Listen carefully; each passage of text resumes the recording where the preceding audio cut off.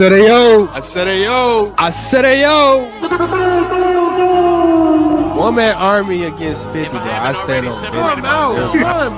Time out. In other words, The Cowboys haven't beat a team above 500. They beat a team right at 500. But no, it's hard. It's hard because then they won't even play in the conference championship. Hey, forget all that. Hey, This whole year, and it ain't about fantasy, it's about the facts. No, that's not the thing. That is not the thing. We never. We just went viral for the wrong reasons again. Do you realize it all comes back to fraud? You was trying to see how we feel about that situation? Nah. And Blake Hall.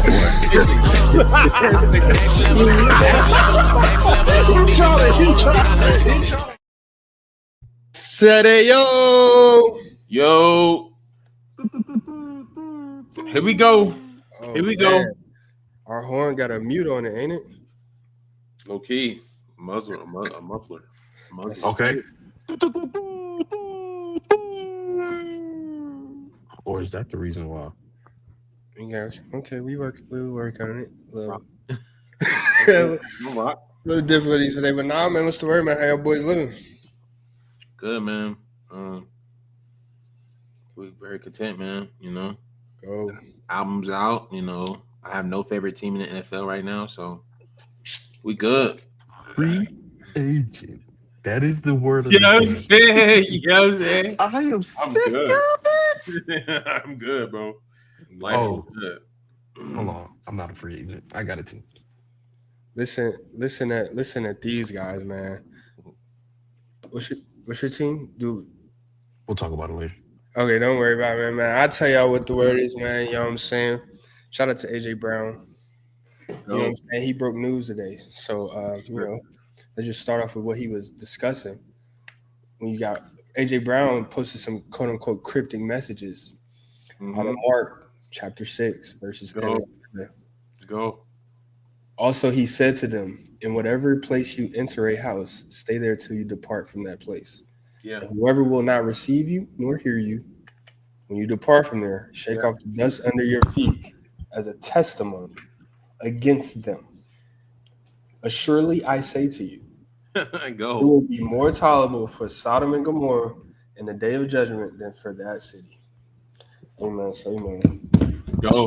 That's straight out of Jesus' mouth, man. Y'all go do y'all research, see what he was talking about. Yeah. We're gonna talk about it here, man. Episode 133. You feel me? 133. Big weekend, man.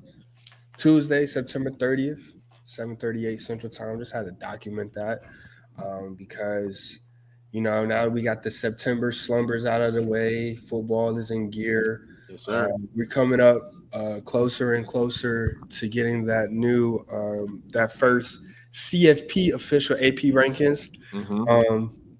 Well, CFP rankings, which will be the rankings that determine seeding in the playoffs. But now we are up to week 6. AP did drop their new rankings after we had a few top 10 teams go down this week. Yep. Top 10 upsets.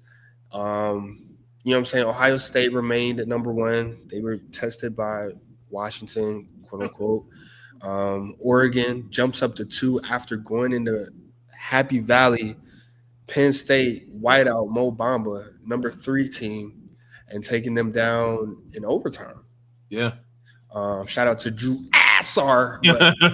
He's bad. Yeah. Number 3, Miami moves down to number 3. They had a bye week. Ole Miss jumps up to 4 for beating LSU.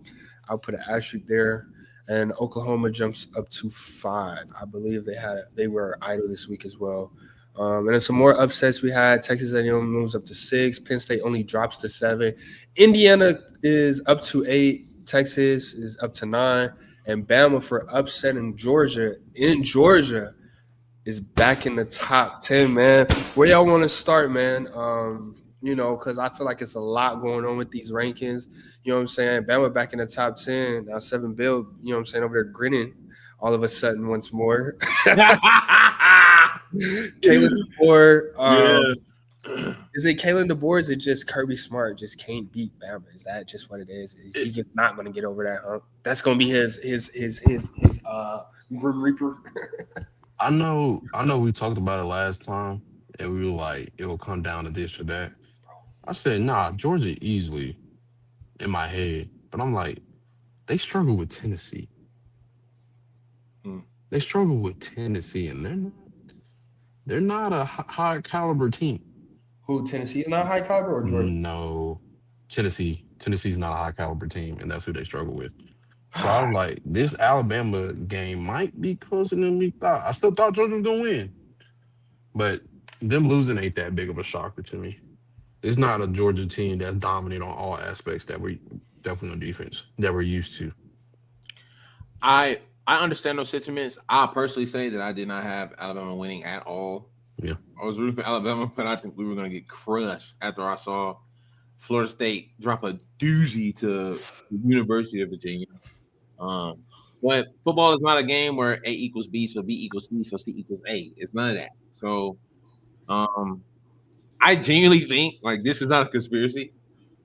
Because I saw Nick Saban pick Alabama, and I figured there would be no other pick. But I genuinely think Nick Saban comes back once a year just to beat Georgia. And you say because the best football that I've ever seen Alabama play in the last 3 years, including Nick Saban's last year and the last 2 years with Kalen DeBoer, the best football that they have played has always been against Georgia football. I wouldn't be surprised if it takes a drop off. I wouldn't be surprised if they never win another game. But I know that they're going to play their best against Georgia football every year, and I can't point to why, but they played a great game. I can tell you what Georgia problem was.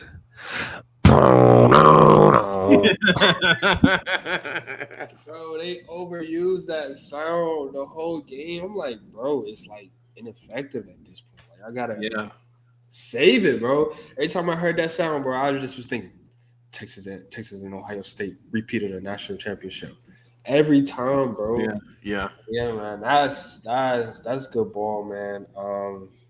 Ty Simpson, bro, he's like I said, man, he stepped up, bro. He showed, he's got he showed his growing pains. He showed he's been stretched. Yeah. So, the growth in season, man, that's always good to see. I think he's a senior, if I'm not mistaken. So he needed to do that. But nonetheless, Alabama getting Jam Miller back that game was big as well. Because that's what's been missing for Alabama's offense. They haven't been able to run the ball. And I honestly thought Georgia was going to get the ball back. Was it like that last 2 minutes or whatever? I didn't think Alabama was going to be able to run the clock out effectively. Yeah. Considering their struggles running the ball. But OC got in his bag. I ain't even gonna lie, bro. OC got in his bag this week. It's like almost like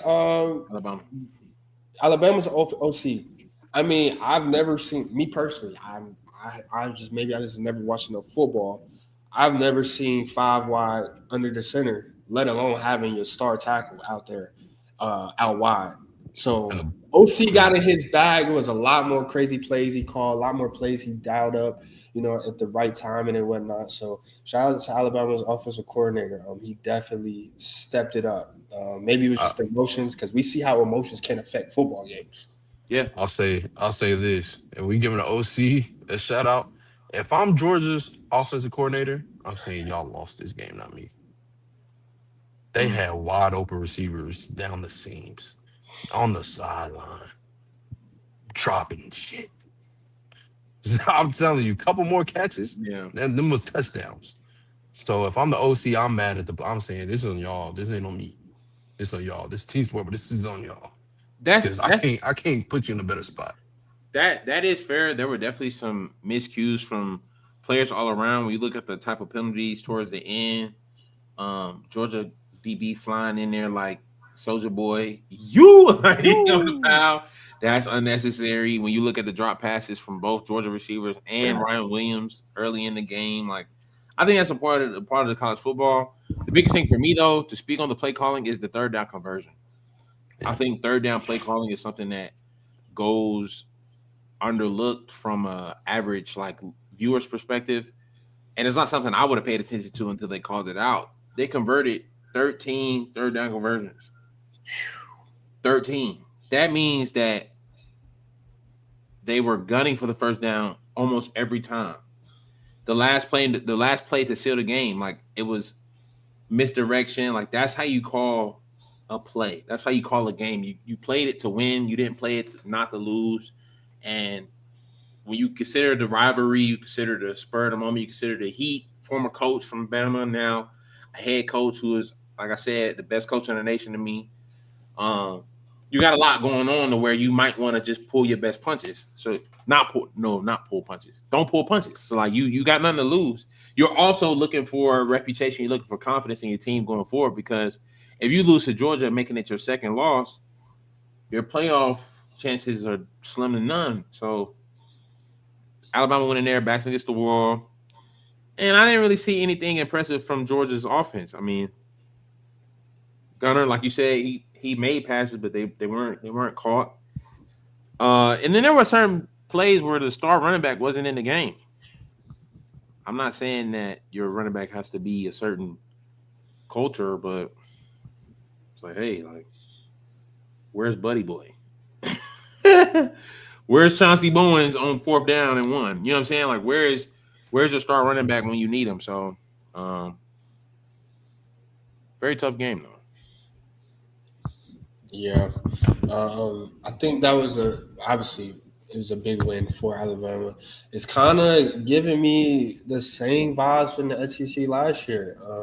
There was this triangle where Alabama beat Georgia, Georgia beat Tennessee, and Tennessee beat Alabama. And we had this little triangle last year that was ultimately decided by a tiebreaker, I believe, at the end of the conference season. And it's looking like we might have that same triangle going again, because I mean I still think Tennessee is a good ball team. I still think Tennessee is a good ball team. They'll definitely, I think they're better this year with Joey than they were with Nico.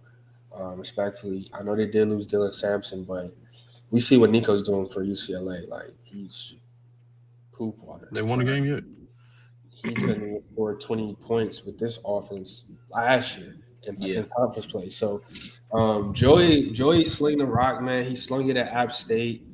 He's slinging it down in Tennessee. They had a close battle with Mississippi State as well. They beat Mississippi State by a touchdown. Mississippi State was undefeated up until they played Tennessee. You might want to look at who they played. I mean, they played small schools like everybody else. They did beat Arizona State, though, which is looking like a good win. Because they weren't. Arizona State was number 12, and Arizona State just knocked off TCU, who's number 24, and Arizona State beat Baylor as well. Powerful school, nonetheless. Yeah. So Mississippi State is not a slaw team, not like some of these other schools with 1 losses. You want to talk about resumes? Did y'all watch that Virginia and Florida State game? Yeah, I saw the ending. Towards the end. Yeah, I saw the ending too, bro. That was a crazy ending, man.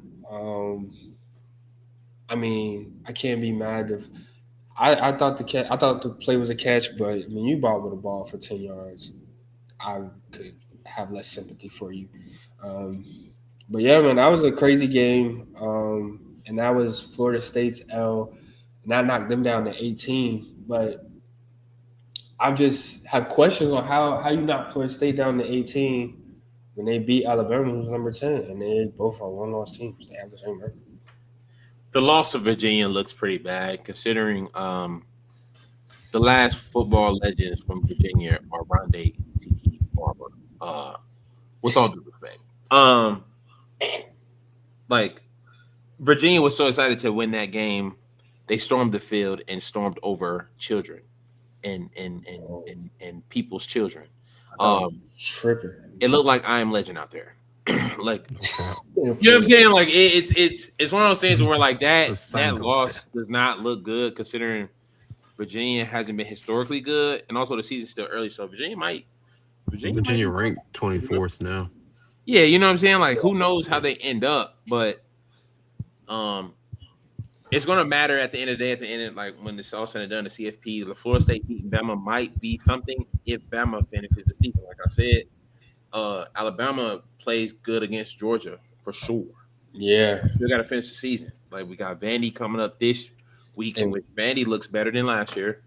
They number 16. They right there on their tails. You know, Undefeated, too. yeah. Next week after that, Tennessee, like you said, LSU later down in the season. So Alabama is, you know, that's just the tip of the iceberg for them knocking down Georgia. But the season isn't over, so we'll see. There you go.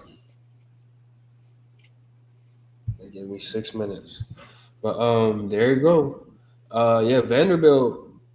What bro said? Is this the year? Is this the year? This is You all don't know. We're gonna teach you how to play SEC football. Hey, they teaching them. They teaching them. They teaching them. They out there putting belt down. Hey, they go. I'm telling you, they go to Alabama and get their dub. They for the first. I don't know if it's the first time I can remember. They gonna be ranked top 10. They just beat Alabama. Vanderbilt plays Alabama this week. Georgia just played. No, I'm Alabama. saying they just beat them recently.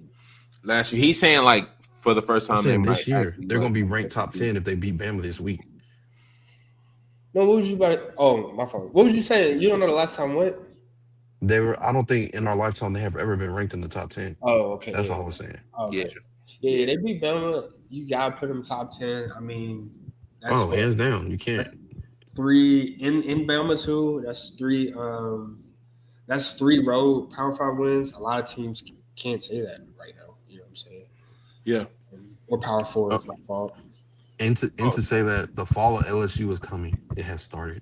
Yeah. It has started. Like, how do you feel about Ole Miss being 4 for beating LSU? I don't. I guess because of the rank they were, that's the only exception I could give them for that. Like they were ranked number 4, so I guess they just. But we quickly realized once Clemson fell off that LSU was not a Was not. They were fool's gold. Yeah. Yeah. And Ole Miss struggled with Arkansas. So at this point, I'm like, they just want to replace the SEC team with an SEC team. That's all I'm thinking at this point. But Arkansas, what are they? Arkansas 2 and 3? But Arkansas they offense been rolling against everybody. Like they averaging well over 500 yards a game. Didn't they lose to Memphis? Yeah. Okay. Yeah, you talking about struggle, but Arkansas has put up numbers on everybody. Yeah, that's Yeah, well, Notre Alabama, Dame. What they did Saturday against Notre Dame was Belt. Yeah, numbers. Yeah, Because the teams they put numbers on was Alabama A&M, Arkansas State, Ole Miss. I got to look at the numbers from Memphis, and then they just got, belted by Notre Dame. They met pops. bullshit. Yeah. I think fool's gold is how it goes before Halloween, before Thanksgiving, because teams haven't played anybody yet. Like, Yeah. when you look at it from a nation standpoint, like, boom, we said it last week. Penn State and Oregon was each other's first true test, right? Considering that Penn State played FCS East, Yeah. all week. I mean, all season, and then Oregon played the bottom of the Power 4 teams. Like, we really couldn't tell who was who yet, and it was a great game. But now you look at these rankings that they had at the beginning of the year; they're just holding on to them for dear life until they finish the season. So it's up to the teams to prove that they're worth 4. So the same way with Ole Miss, it's like, yeah, they might not be worth number 4 by the end of the season, but until further notice, I mean, who else would you put at number 4?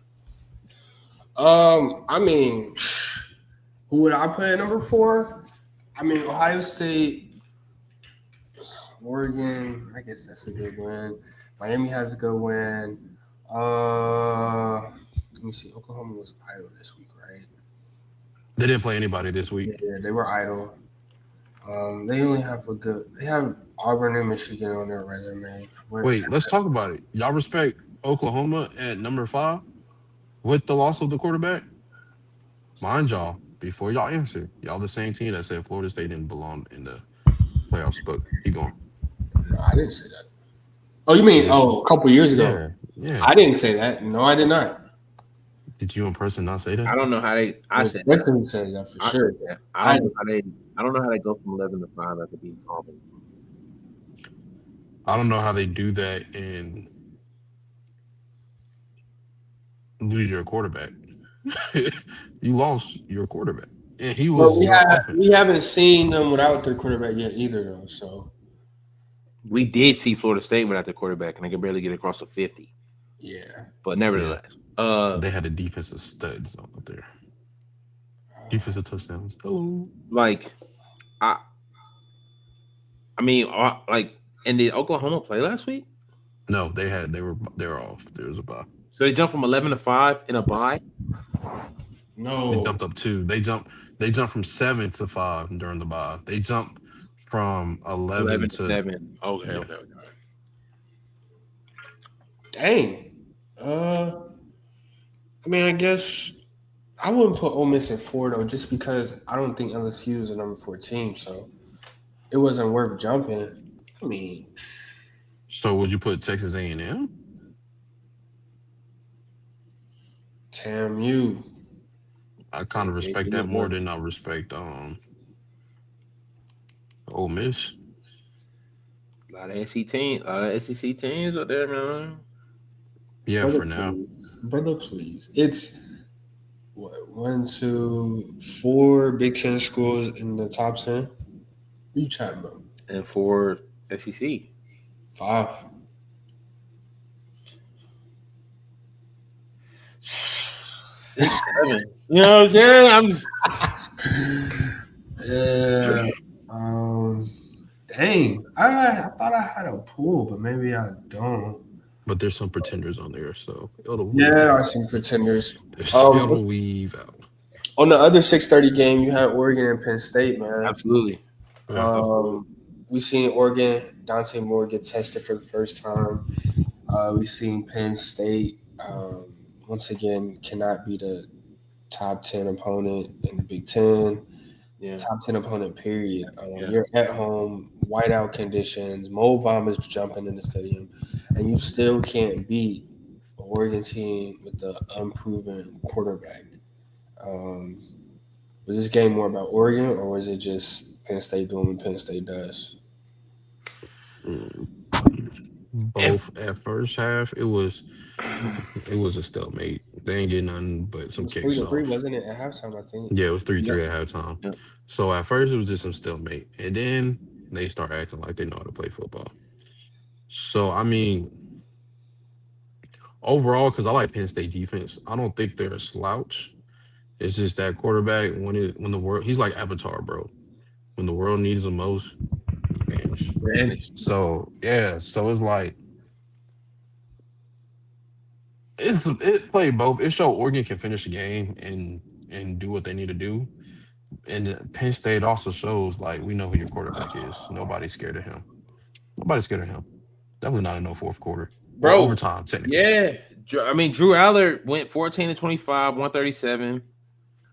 He had 2 touchdowns, in the game, winning interception.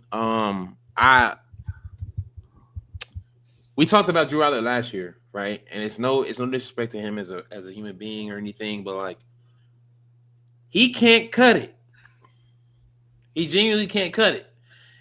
I just want to know, because I can look it up while I'm talking. Did Drew Aller get NIL money? Oh, come on now. He played for the number 3 team. Yeah, come on now. Now, how much? Who knows? 2.8 million. I'm telling you, bro, this NIL is burying teams for the season.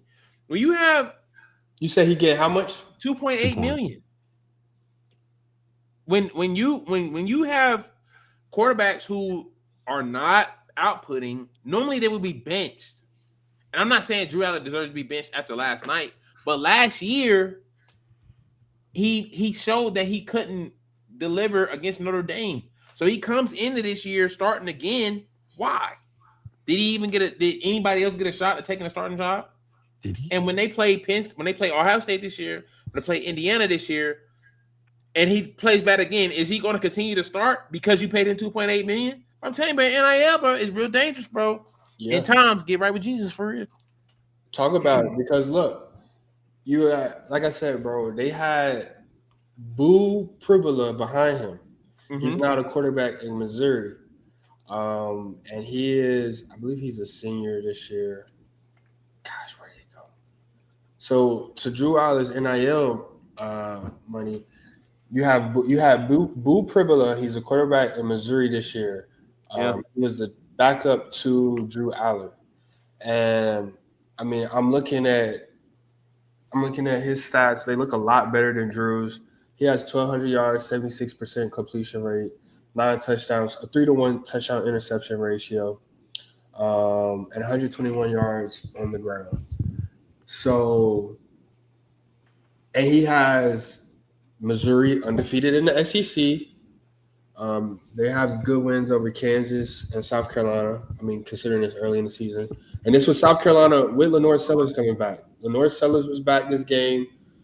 Just put up a 26-29 on UMass. Very efficient game. And then coming up, they're going to have who does Missouri have coming up? Jesus Christ. Missouri got Alabama coming up.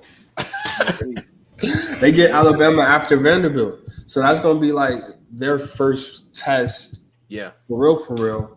You know what I mean? And, we're going to really see what Missouri and this quarterback is. But Boo Pribula, bro, he looks way better than Drew Aller. Like, bro, this is now 2 games he has thrown away. 3. Yeah. Bro, they played Oregon in the championship last year. He threw that game away. They played Notre Dame in the semifinals last year. He threw that game away. And then Oregon again this year. Overtime. Threw that game away. And it's like, bro, it's not like, bro, he's making bad bro, that pick he threw this past weekend, bro, he threw it in the triple coverage. No cap. I literally clicked on, and that was like the third play I saw because I was just watching the I couldn't split the screen because different programs, whatever. That was like the third play I saw. Bro, that pass was what? And I tried to watch the game. You know what I'm saying? I was going back and forth, but let's do the battle of the mids. Would y'all rather have him at quarterback or would y'all rather have Gunnar Stockton? I mean, Gunnar was making plays. His receivers just let him down like they was doing last year. So like Gunnar would take care of the ball better than Drew Aller for whatever it's worth. For whatever it is worth, Gunnar Stockton has the number 4 highest QBR in the nation. he hoops. It's just because he don't put the ball in the air. Yeah, I was going to say he ain't a slinger. He got 850 yards in 4 games? That's not even Jalen Hurts doing that. So never mind. But I mean, I'm about to say Jalen Hurts. He don't even stats look better than Drew Aller. Oh, tough. Bro said, Tank said, question for Eric. We'll get to that later. But he wanted to ask about Iman going crazy in the Green Bay Cowboy game. Okay. Amen. Go. Yeah. Amen. Go. Amen. We'll get there. We'll get there in a few. Yeah, say it right, my boy. Types. My fault, OG. Yeah. But yeah, man. Penn State, with them only dropping to 7, I feel like they should drop more than that. I mean, you look at their resume. What is on their resume to put them at 7? Bro, FCS Southeast, bro. It's like the first game you play on a dynasty in NCAA video game. Like they played nobody until Saturday and tanked it. I asked that question and then I can answer it myself because it's like they have been dominant, and if Oregon is the number 2 team, they did go to overtime. I just don't like. It's still early. Like these rankings not really set in stone. When we get to Halloween, then that's when the rankings get scary. No pun intended, for real. Like Many more weeks how to do. long? You know what I'm saying? I think Dante Longest Moore though, on Oklahoma the flip quarterback side out? for Dante Oregon. Moore. On the Yeah. flip side for Oregon, Dante Moore, this was our first chance to look at him on a national scale. And him going into Happy Valley and performing like that, Heisman frontrunner. Why Yeah, not? because the real 253 Heisman was touchdowns, no turnovers. Very You tell efficient me. too. You tell me. Very efficient. Shout out Penn State for not cutting their grass too. That helped. Yeah. It's one of those things where, like, I mean, the Heisman front runners, as we thought preseason before the first game, have all, you know, joined the assembly line at McDonald's. So might as well be somebody next. When you look at Oregon's schedule, it's pretty sweet. Yeah, Pretty sweet going forward. You can make a hype. I think Dante Moore. I mean, they got Indiana next up. They get a bye, but Dante Moore, man, I think he definitely put his name in the right lights going into Penn State because they still do have a great defense. We seen both of their defenses. That first half, like you said, was a stalemate, 3-3. We was like, "Oh, is this what this gonna be?" And then they figured something out at halftime. But yeah, I think Dante Moore, man, he showed he's a tier A quarterback in the nation at worst though. So we're gonna be able to look at them going forward. Shout out to Corey Moore too, true freshman. He hooped D Moore 2 times. You know what I'm saying? Them Duncanville boys, straight out of Texas. Hey, quick break. Hey, game 1, Yankees versus Boston. Bases loaded. I'm Bottom of watching the that too. ninth. Yeah. Bottom of the ninth. Hey, they getting right. But Heisman winner, this is a week by week basis because the real Heisman winner, he's hurt for how long? The quarterback for Oklahoma. It's not with him being hurt. It's up for grabs. It's not. Yeah, I'm saying because he's hurt. That's why. If he wasn't hurt, he continued.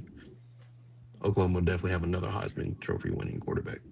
But Dante Moore in 10 years? Oregon has a better win than John Mateer. So, and he's not. I mean, he's looked like the best quarterback by default. It's not like he's doing anything amazing though. Yeah. He's just the best of what's left. Like Baker said, Baker couldn't have said it no better.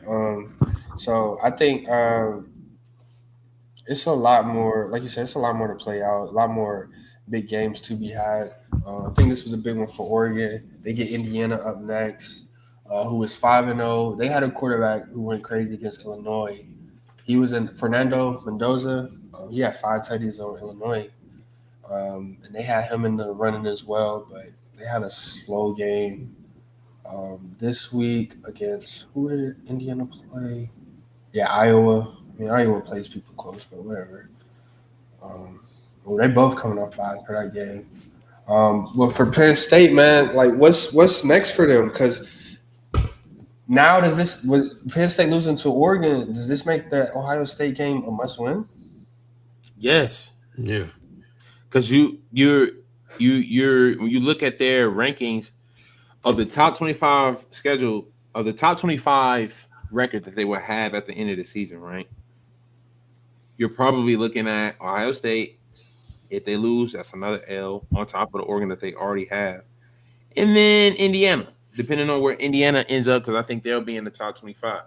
Mm-hmm. If you go 1-2 or 0-3. I mean, fool's gold. You gonna sit right there at that 15, that 14, that 13, first team out, where like you essentially don't really have a resume. Like you beat the teams you were supposed to beat, but who doesn't, right? Especially when you're talking about college CFP rankings, you know. But again, with Drew Allen, bro, I mean, no disrespect to him as a man. Good luck. Like really good luck, because I don't see it, bro. I don't think they have what it takes to beat Ohio State based on how they defense looked week 1. But then, will this be? Is it time for Penn State to move on from Coach Franklin? I mean, he like 1-15 against top 10 teams in his whole tenure. He's like 0-10 though against top 10. Top 10 in the Big Ten, like last 6-7 years. Yeah. let's be honest, bro. It's not his fault, bro. We know what the problem is, What's the problem? bro. They're cursed. We're gonna call around. Sandusky, right? Nah. Bro, they We'll cursed, call, bro. we'll That's all call it around. is, bro. Yeah, we gotta call around. I tell you this much. All right, bro. With Drew, we see where Drew Aller is, and it's not much to be better than him. But I think if Missouri legit goes on to make noise in the SEC, and thanks to their quarterback, you have to get rid of Coach Franklin because obviously you can't make the right decision at quarterback. That's coaching. That's coaching. I could, And well, I could tell you want to you, blame NIL, but that's coaching. I could tell you his biggest problem. His biggest problem is he want that prototype quarterback from the Big Ten to be his quarterback. He wants the big Stroud 6'4" and up quarterback standing back there in the pocket. That's not gonna get it done. Not with the team you have. What's gonna get it done? You need a mobile somewhat. You don't even gotta be fully mobile. You don't gotta have dreads. But he just need to be somewhat mobile and flexible in that back pocket. I mean that pocket. As soon as you do that, I feel like their whole team changes. I no, I agree that his job is on the line. But the reason I feel like his job is on the line is because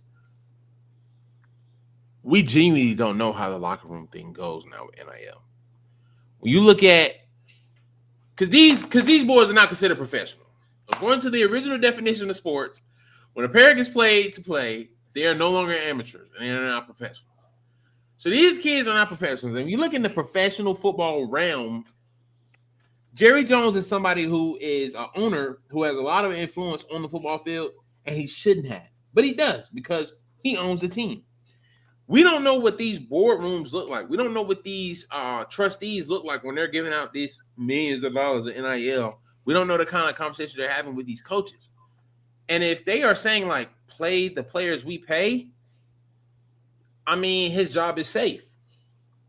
I think his job should be safe, unless they're going to try to use him as a scapegoat. But I think we're starting to see, and the difference between college and NFL is that we're well aware of who's the owner of an NFL team. These board of trustees, I mean, they a little bit more secret than the Jay-Z Kanye allegations. You know what I'm saying? So we don't know.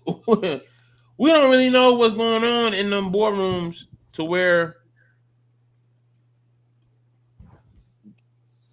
Franklin might be fired or he might be locked in, man. And that's just a sad reality. When you pay kids, that's what you get, bro. I get what you're saying, but I think if there's no way you can keep bringing him back, and he's not gonna you're gonna get what you get at this point. Like, you're not gonna respect Penn State against no big games. They're gonna continue to look good against small teams, and it's like, bro, like that's not. I mean, if that's what you want, then cool. If that's gonna be your puppet, cool. I mean, you look at this. You look at their road to the CFP in the CFP last year. They played SMU, Boise State. Yeah. And then, I mean, those are two, they're smaller on the large, powerful schools. And once they ran into Notre Dame, gave it up. Yeah. You see, they ain't beat Oregon since Oregon joined. They ain't beat Michigan. They ain't beat Ohio State in the last 6-7 years. But yeah, I mean, bro, if that's what you want, then so be it. But yeah, it's they're in dire need to beat Ohio State. Oh, that's what I was about to say. And so I think they'll have a chance against Indiana. But if they lose to Oregon and Ohio State, and let's just say they beat Indiana, because I can't say that they'll beat Indiana at this point.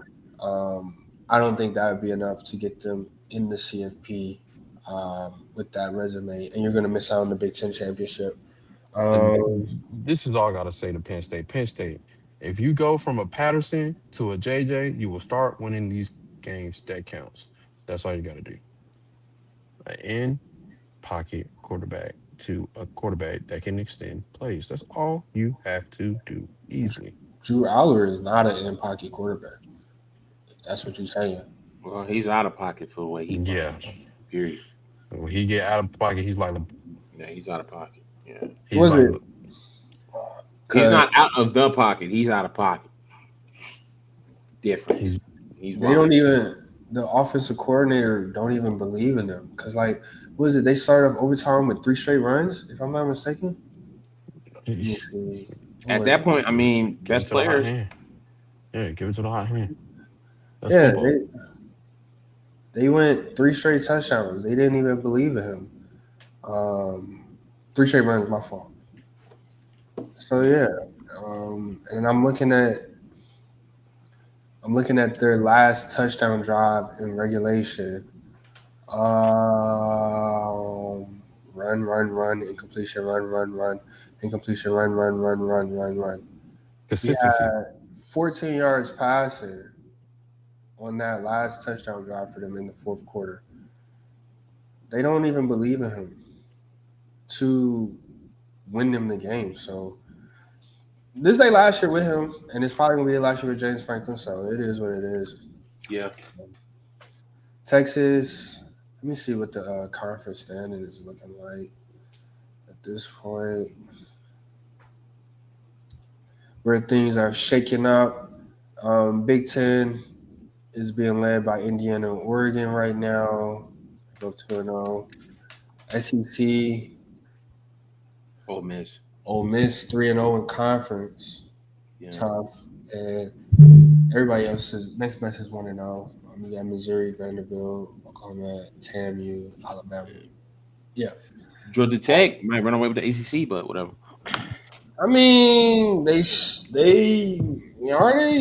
dropped down for a reason. They should have lost that game to Wake Forest. Blown offsides call, which allowed Wake Forest quarterback to throw the game away, and they were losing 17-3.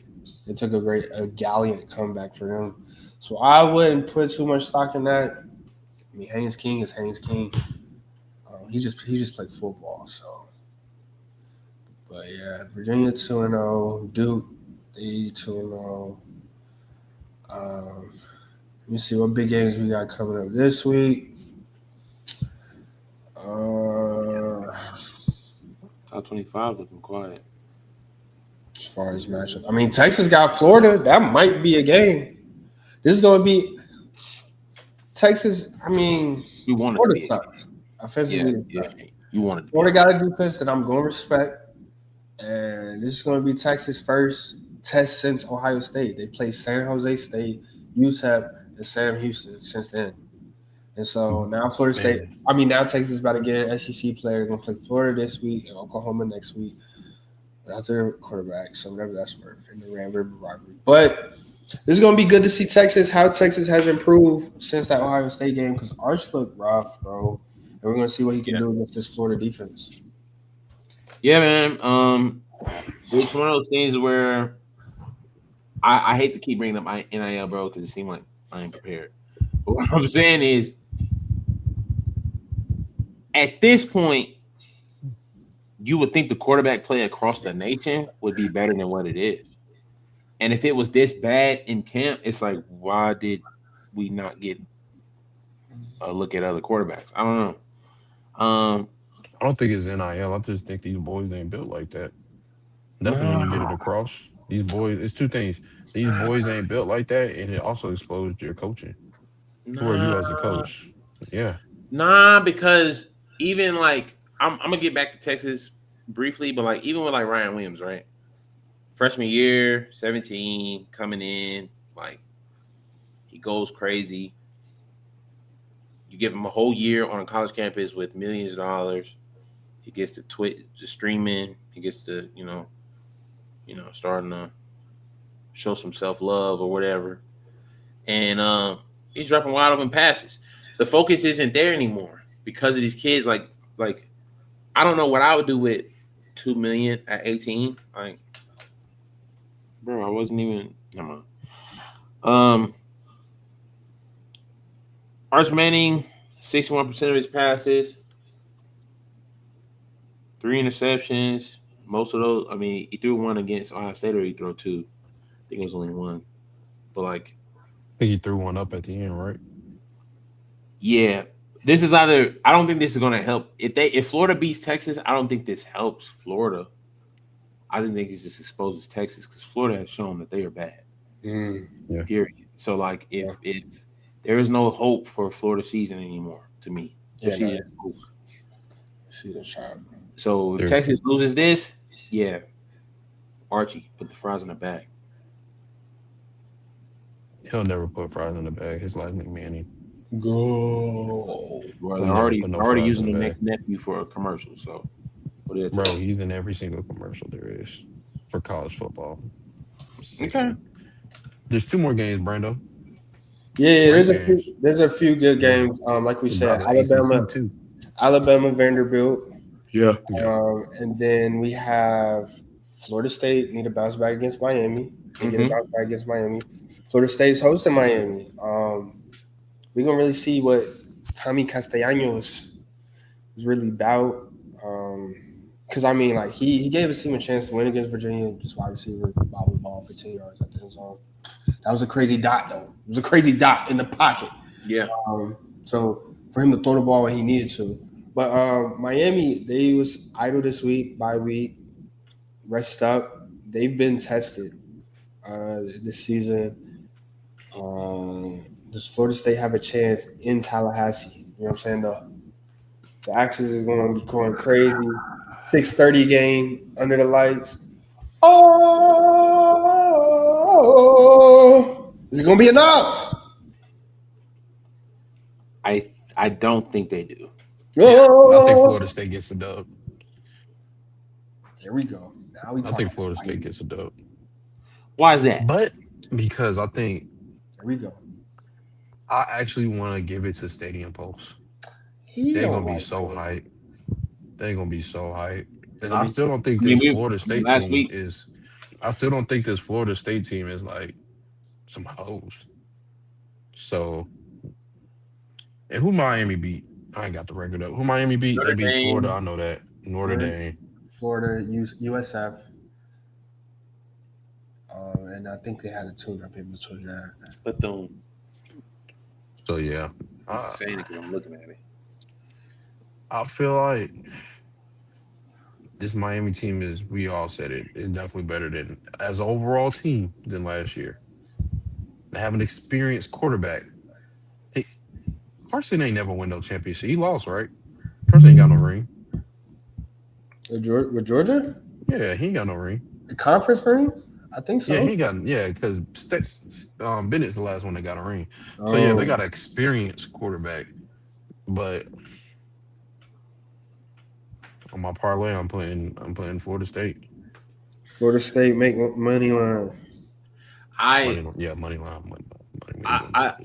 I think to speak like to disagree with your point, I think Carson Beck is experienced. And I don't think Stadium Post phases him at this point. He's like 30. So he's not ready for Stadium Post at this point. When he played SEC and all kinds of places, he has seen a audience or a crowd like what he's about to see for Florida State. Come on, doing the tomahawk? Texas A&M, potentially Florida. Alabama at Alabama is louder than Florida State.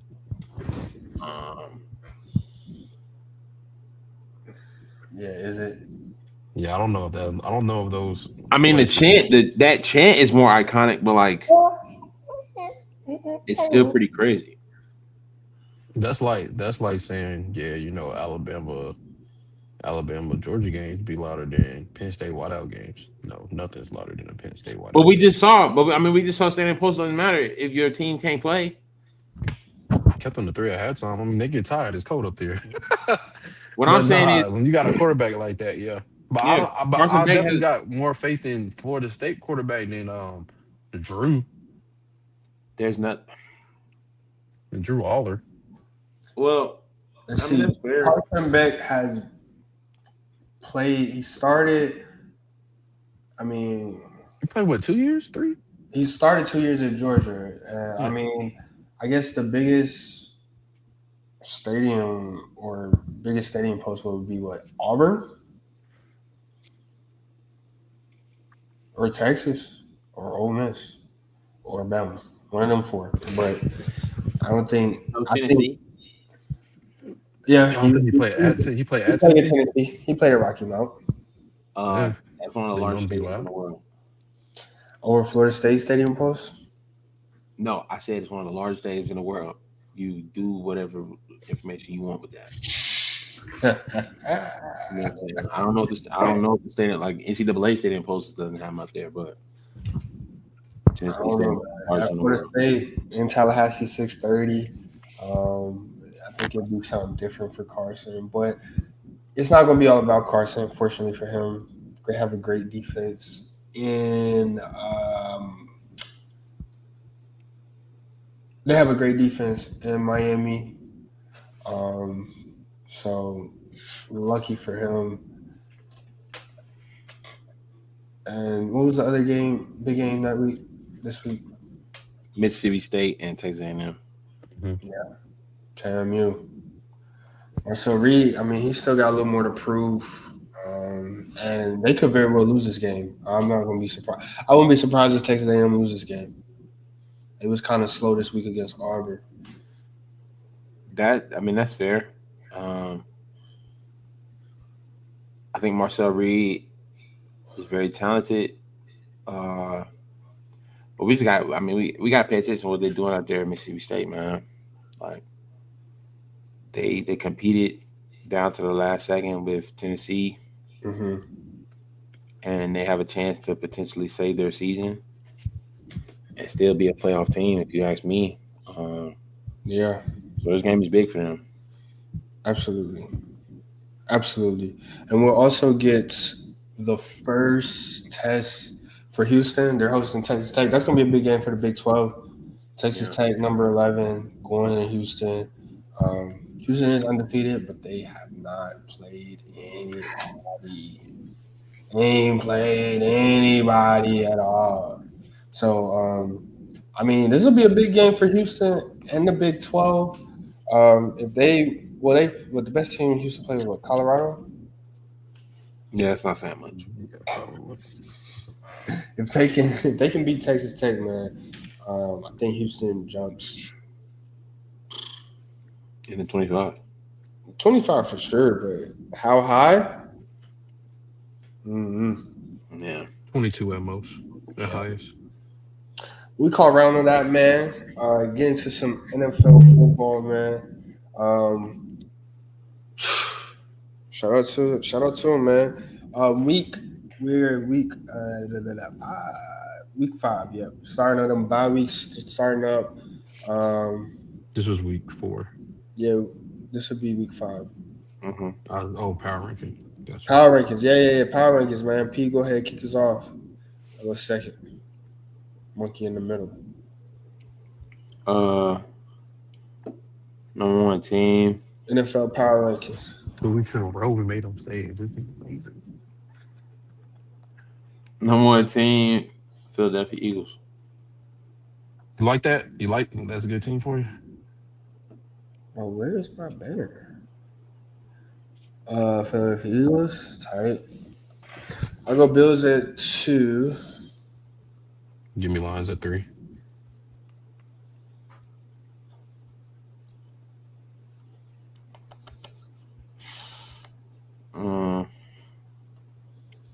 Yeah, At number 4. It's up for a year. At number 4, give me the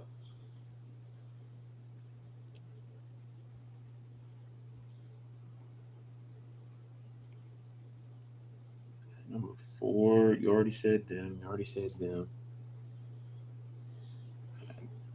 At number 4, give me the Rams. Very respectable. Rams at 4.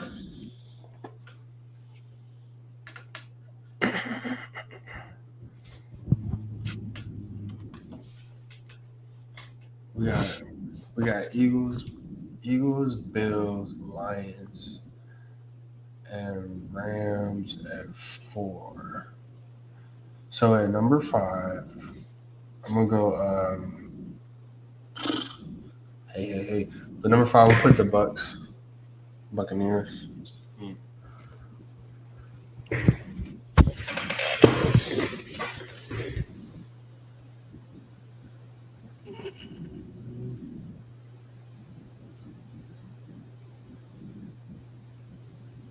I might sound crazy doing this. Wait, let me see if this one team wins.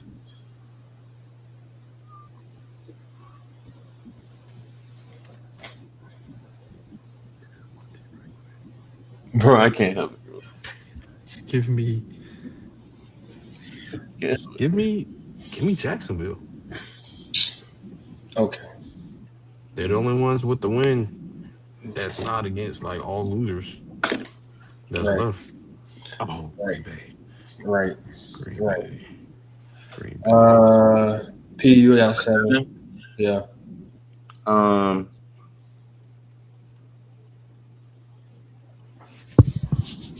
Number 7, give me Indy. The Colts.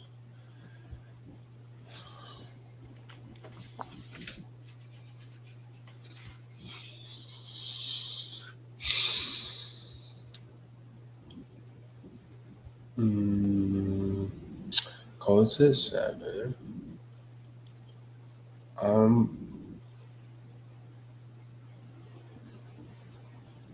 I'm going to put tough loss, but I'm gonna put the Chargers at 8. Since we put losers up here now.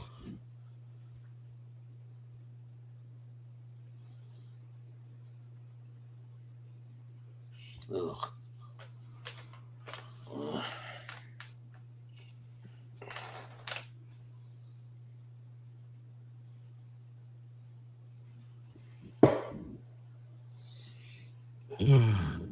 This is give me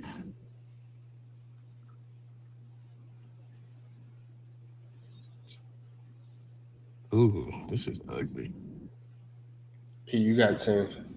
San Francisco. All right. San Francisco beat nobody like by more than a point. Pittsburgh.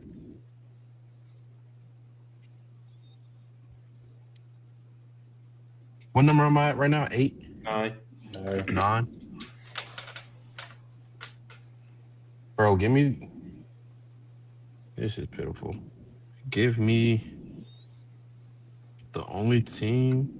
I mean, technically, they only have 1 L. Give me Green Bay. Technically. And they still got a better win than the other 1-loss teams.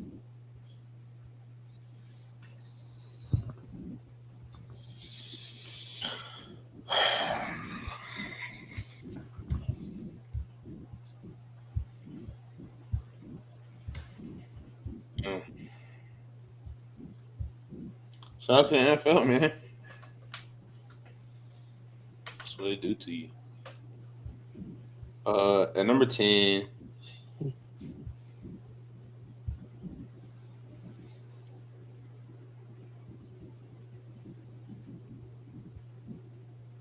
somebody left.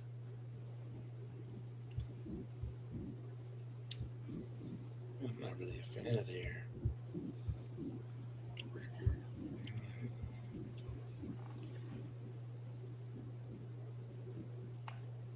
At number 10,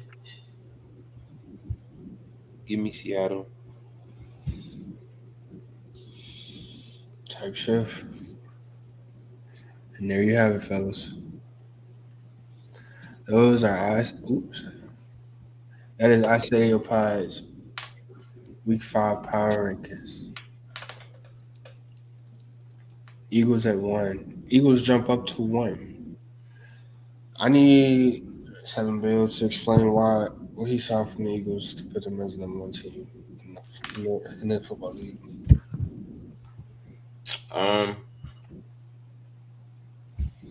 did you see?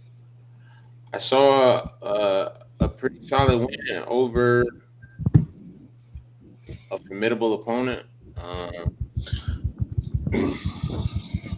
I think they have the.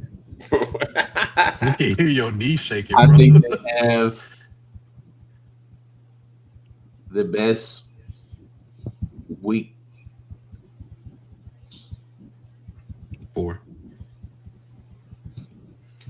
They have the best week 4 win to me outside of Rams, who they beat. So that's why I got them at 1. I mean, Bills put up 31 against the Saints, but like outside of the Ravens, Let 'em like won, which at this point the Ravens look like nobody. They really play nobody. got the same record as the Panthers.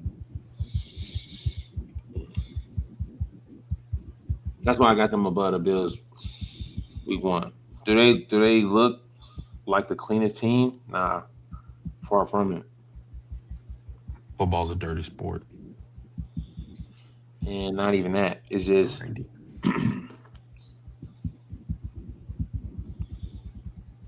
they're winning. They're just winning games. Yeah. Shout out another special teams play. Yeah, They just know how to win, right? I mean that's So are you? No, it don't even matter, bro. That's good ball. not. I ask a question. Nah, it's actually don't matter. I was just gonna ask that you agree with the Chiefs being the number 1 team all last season. I mean, I didn't agree with it, but I'm saying who would you have better than them this year that they haven't beat? Yeah. Bills. I don't think the opponent level is the same What?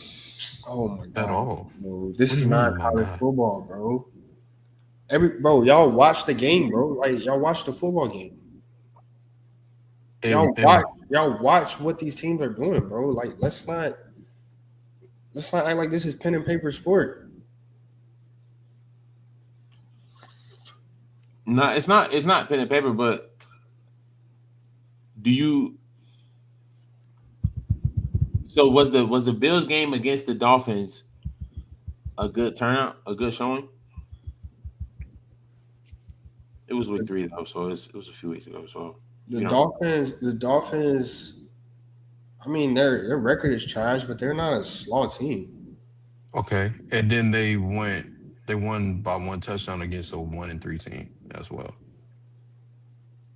Who? And the Ravens. Who? I mean, The Bills. Yeah.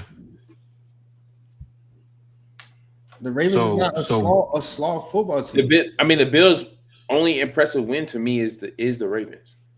Yeah. And then the Eagles. So you saying not a slaw team, not a slaw team. Respect that. Sure. So is Tampa Bay a slaw team? Shout out special teams, bro. Is Rams a slaw team? Oh my god! You literally, I'm saying. No. One second, Tank. I'm gonna bring. We got you, Tank. No problem. We got you, gang. But those are good wins for sure. Yeah. Find a way to win, bro. 2 block punts for the Rams. 2 block kicks for the Rams. A block punt touchdown return against the Bucks, bro. I mean, you can make if you watch a full game, you can make an excuse for any team though. For why they won. I'm saying you can dissect any game like that. No, but like Seven said last week, bro, like that's not reliable. It's not reliable. We're going to rely on special teams all season because special teams is the reasons why they're 4-0 versus 2-2.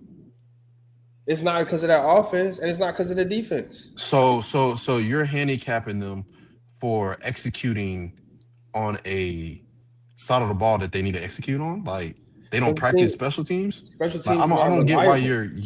It's not. So reliable. they know how to execute on any side of the field when it's time to execute. It's not. What reliable. I'm seeing is they know how to execute when it's time to execute. It's not reliable. I think I agree with both of y'all at the same time, but I'm not playing middleman. What I'm saying is this: the Eagles have not played a complete game all season. Agreed. The problem is, what team has that they have not beat? What team has played a complete game that they have not beat? The Bills didn't play a complete game against Week 1. We agree that the Ravens gave that game away. 100%. Like, of course, it took valiant efforts for them to come back. But if Derrick Henry doesn't fumble the football, Bills are not undefeated. But Derrick Henry didn't just fumble the ball; it was stripped out. Oh, brother. At that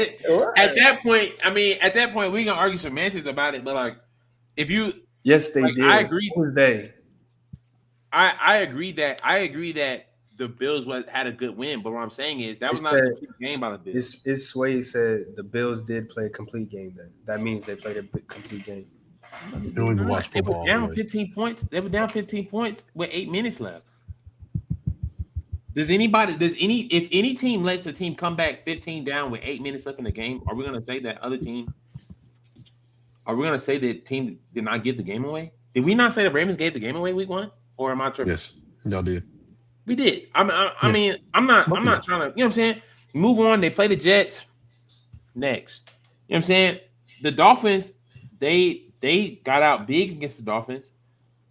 And then the Dolphins started to come back, and then Tua says he makes that throw 10 out of 10 times, although he's been a victim of multiple concussions.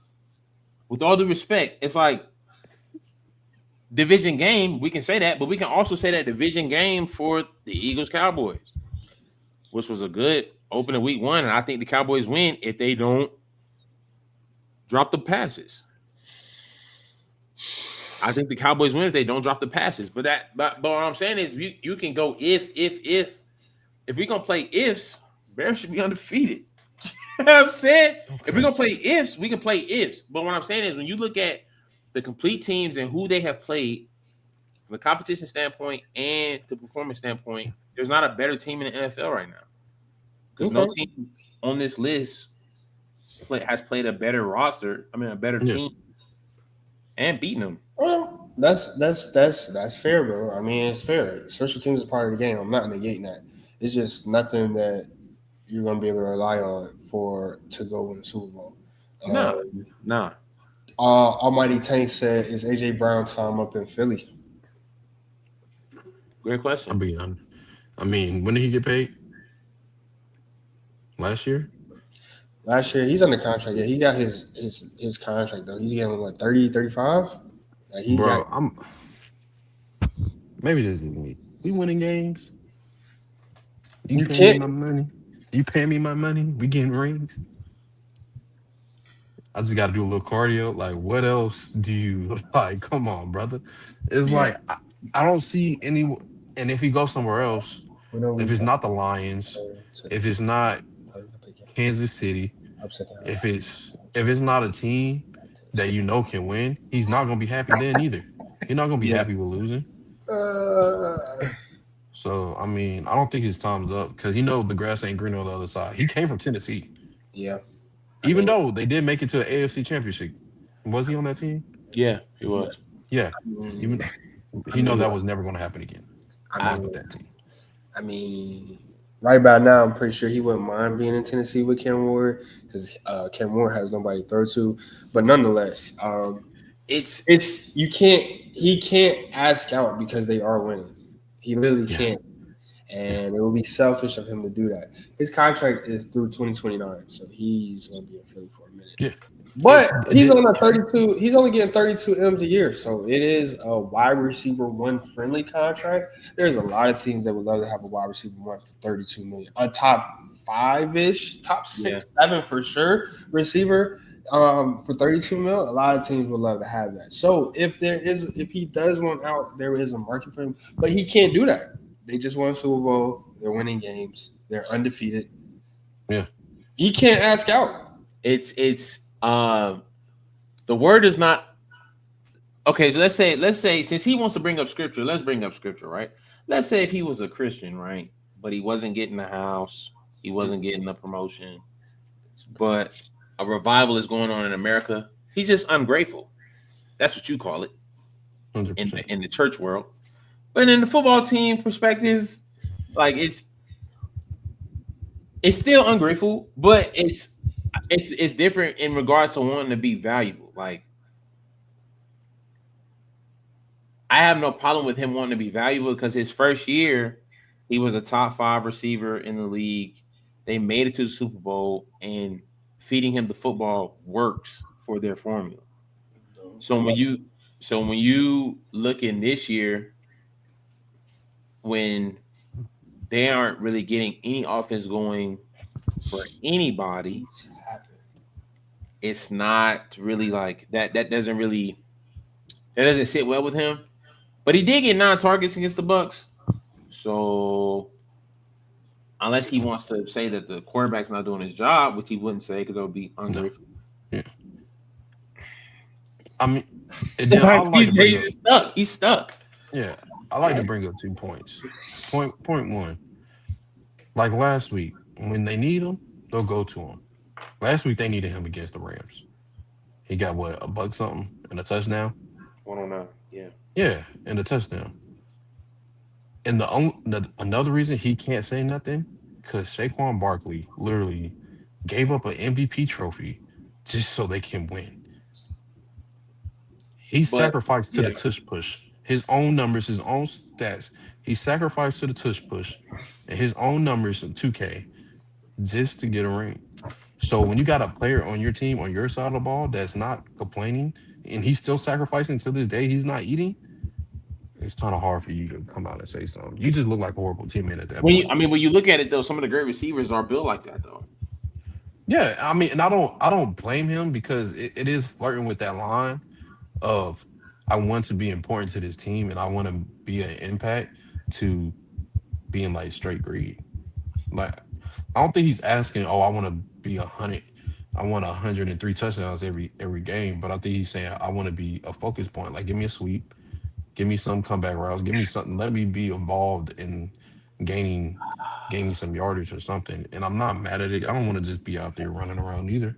But then again, I never got paid $33 million to run around. So I don't know what to say. I mean, go ahead, Cole. But you got I mean, like Ocho said it best from a wide receiver perspective. Like, yeah, we're winning, but y'all are not going to care about that come contract time. Y'all not going to care about that when it's time to talk about my name. Nobody's going to say, oh, he was a winner at the wide receiver position. They're going to pull up those stats and be like, nope. Brando, I promise you. That's fair. No, it's not. Because in 2029, how old would A.J. Brown be? He was never getting a max. But that is a fair point. But on this podcast, somebody did say Michael Irvin was better than Steve Smith. That's me. That's me. Yeah. I'm the minority when it comes to conversation like that. Oh, he's rare. Okay. All I'm saying is people do remember Michael Irvin to be a Hall of Fame wide receiver, though. So of course he wouldn't be one of the greatest receivers, but like we've discussed on this podcast, wide receivers are not that important to winning championships. They don't hurt, but I mean, you don't got a number 1 receiver, that's fine. You can make it. You know, you do. Shout out Tom Brady. Shout out a lot of teams, but we don't gotta go there. We don't gotta go there for the day. When are we going to learn that nobody wins by playing complete games? Sports are about ups and downs, highs and lows. Shout out Chance the Rapper. Mahomes back to the Super Bowl. Ain't nothing changed.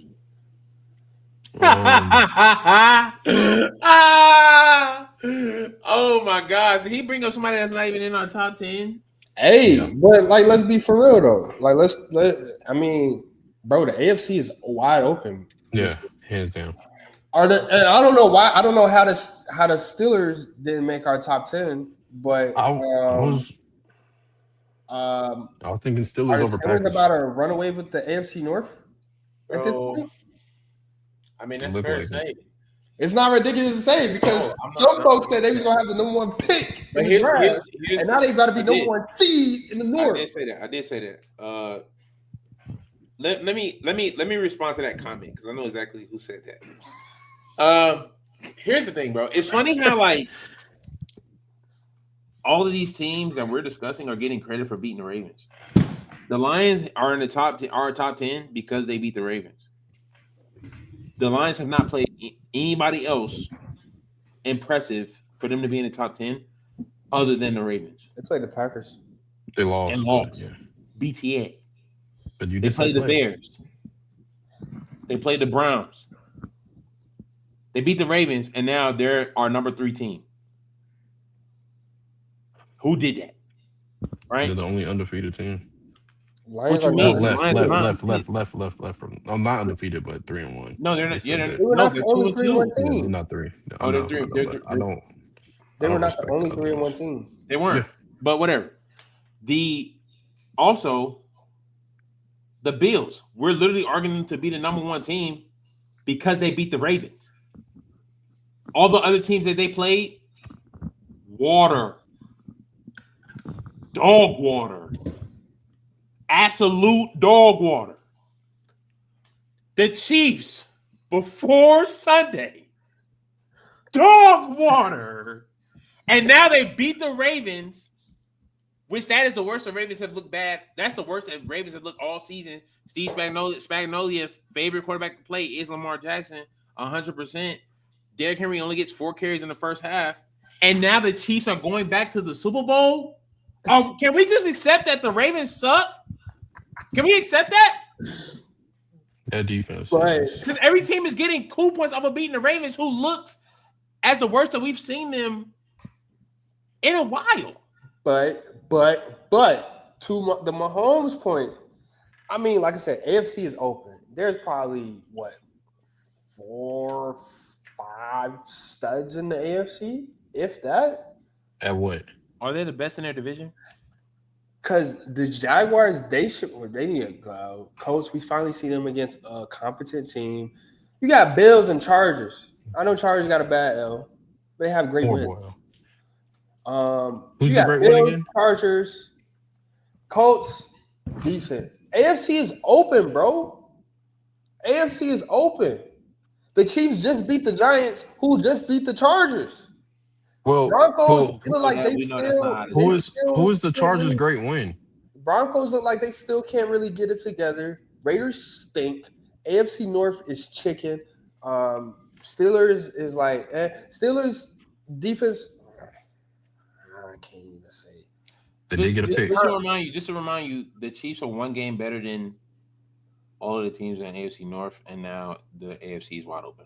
Because look, Xavier Worthy came back. The offense looks so much better, and then they're going to get Rashee Rice back in a couple more weeks, which is what I'm saying, and that's going to be just in time as this offense, Mahomes, Reed, and them pick up their stride. Because the defense is fine. Like defense is fine. They look better than the offense. The offense is what's chicken. They still can't really run the ball at all. That's going to be their downfall. But they did get Worthy back. Offense looked a little better. And Worthy came back, put up 100 yards. You said the offense looked better against the worst offense in the league. Worst defense in the league. I mean, they're not the worst. They're not the worst defense. They're not that. But I'm saying they have given up 40 points, except against the Browns. And they're going to get Rashee Rice back, number 1 receiver. Again, but I'm not saying that the Chiefs can't get better. I agree with you that the defense has always been solid. I said the defense was crazy last year. Although they didn't look like they could cut it at all season. They made it to the Super Bowl and did what? Waste my time for 3.5 hours just to start a political war with Kendrick Lamar's halftime show? Yeah, thank you. This year, the offense still looks the same. You made your points to bring up injury, though, but like we're seeing this after they played the Ravens all season. Have we not discussed how bad the Ravens defense was, regardless of how they look on paper? Yes. Have we? No, hold on. No. Have we not discussed how bad the Ravens defense looked on paper, regardless of how they looked on paper? They are awful. So the fact that we have hope in a team after they play the sorriest defense on TV, that's in this conversation of teams, right? I'm not talking about the Cowboys, right? We're not talking about the Bears, right? We're talking about the Baltimore Ravens, who has the best quarterback in the league, who has a running back that almost clipped 2,000 yards, that only got 4 carries in the first half, and who has a defense where you got somebody getting cooked and going home and doing podcasts. That team is a mess.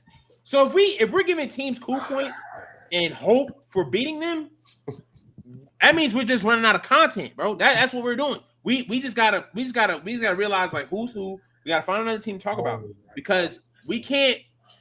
The Chiefs are already dethroned. They're not the former Super Bowl champions anymore. They were already dethroned as of last year. Right? So we can't. I want to hear that argument.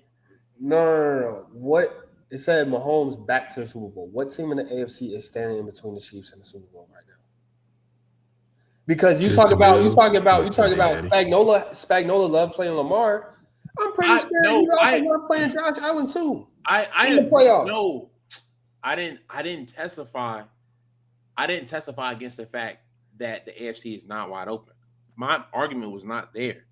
What I'm saying is these teams that you're bringing up, when you said all pod, you just said Bills #1 team, cool points for the Ravens. Mm-hmm. Lions are our number 3 team.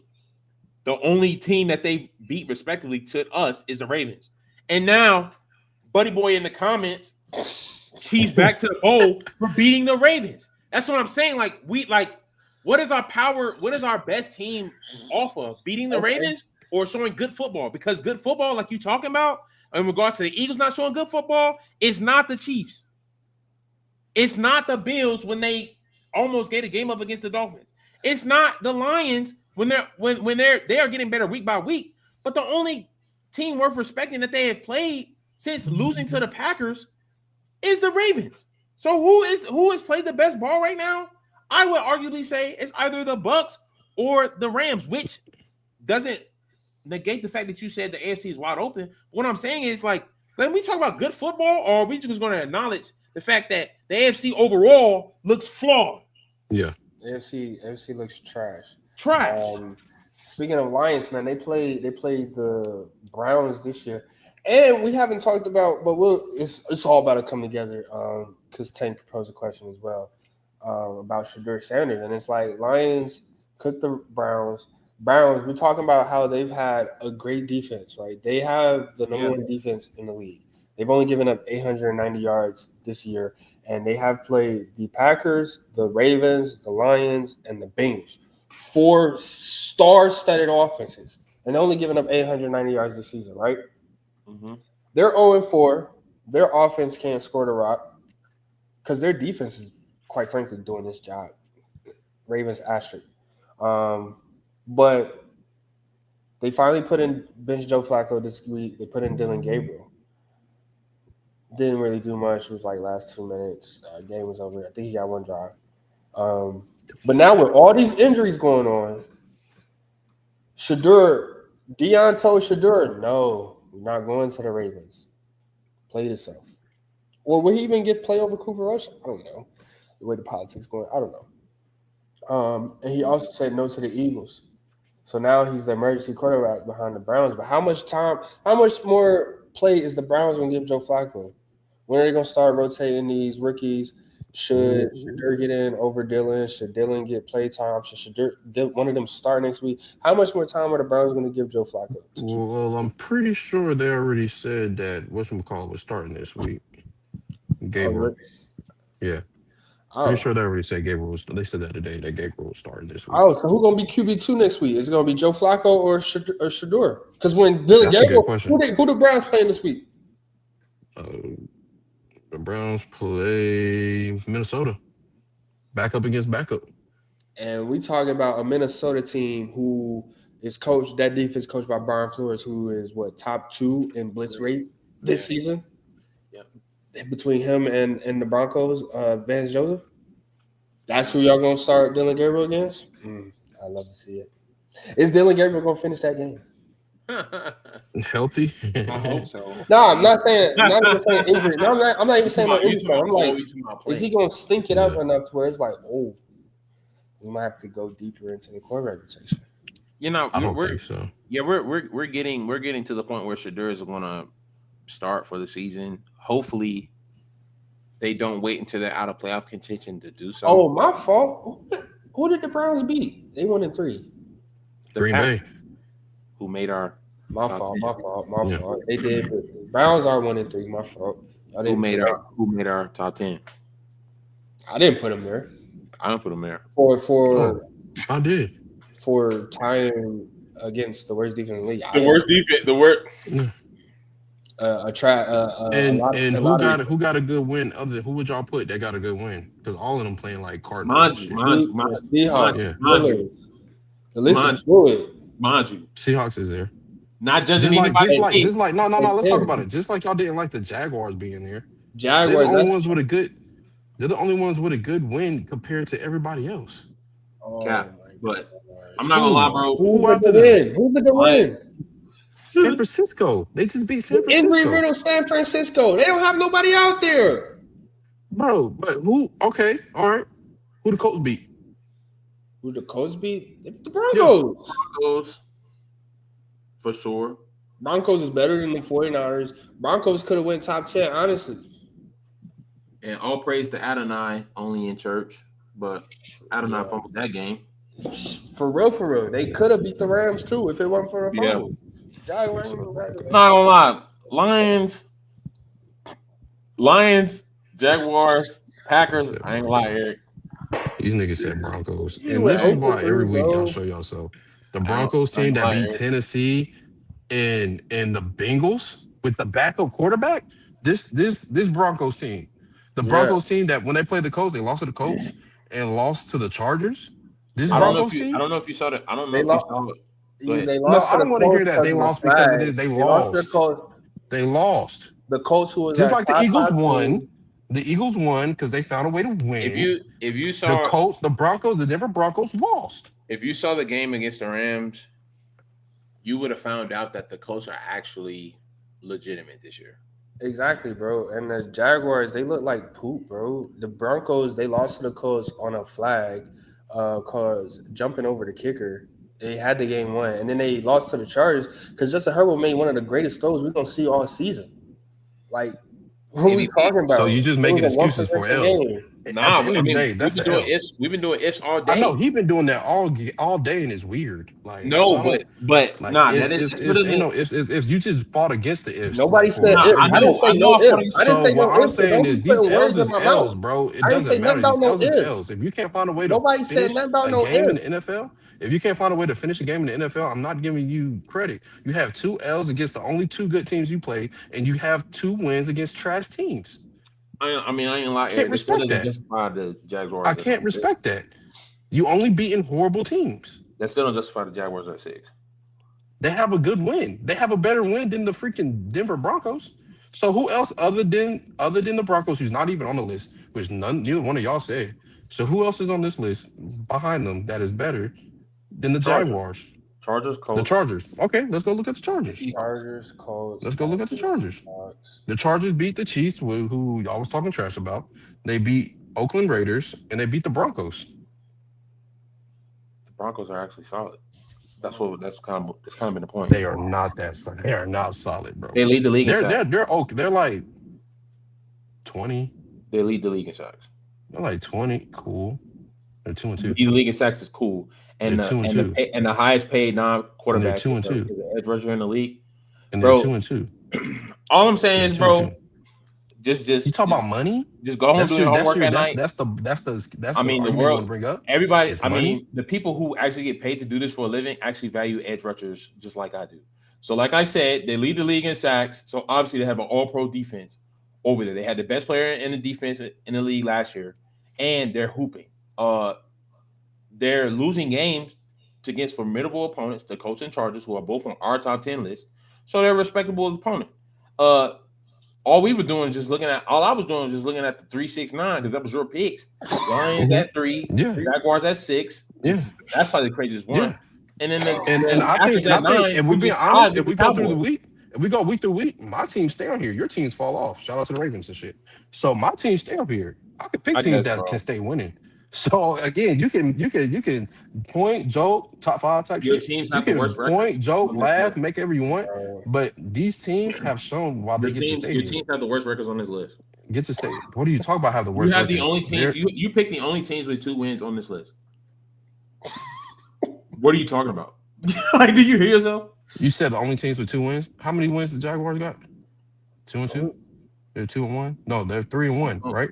They're They're 3-1. What are the Packers? Okay. And they're 2-1 and 1. 2 wins. So you said 2. You said only 2 wins. That's one team with 2 wins, and they're towards the end. So you made a mistake. Why did you? So you made a mistake. After watching So the you're Packers, wrong. You're saying false. You're saying false shit. Bro, So losses don't. Wins only matter. Losses don't matter. I mean, I think they both matter because who did the Jaguars lose to? The Bengals. With Joe Burrow, right? No, he got hurt that game. With Joe Burrow, he got hurt towards the end. Okay, and then who were you talking about? You were talking about wins don't matter. Preston, who were you bringing up? That's not on this list. Who did the Jaguars beat? Go look. The Panthers. I named it about 3 times. Jake Browning played San most of Francisco. the game. Jake Browning had San 250 Francisco. yards against the Jaguars. San Francisco. And I feel like San Francisco is a better win than the Colts have, than the Chargers have, than the Seahawks have. So you think the 49ers are better than the Broncos? Right now? Yes. So why not put them on the list when they're 3-1? Because I put the team I wanted. You pick what you want to pick. You picked the Seahawks in that division over San Francisco. And the Lions, what is their best win? The Ravens. Against the trash. Ravens. Yeah. The 1-3 team, but you put them at 3. Yeah. Yeah. But the Jaguars beat the 2-2 team. Because I didn't feel right putting the Rams there. The Jaguars beat the 2-2 team, so why didn't you put the Jaguars at 3? Because I didn't feel like putting the Rams there. You didn't the Rams feel have like wins it. against. What are you talking about? Because the Rams have wins. Because the Rams got wins over Tennessee, Houston, who I feel like is picking it up, and they have a win over the Colts, who I feel like it's not the Lions. Yeah. What'd you say? The Lions did not play no Colts. No, he's saying the Rams.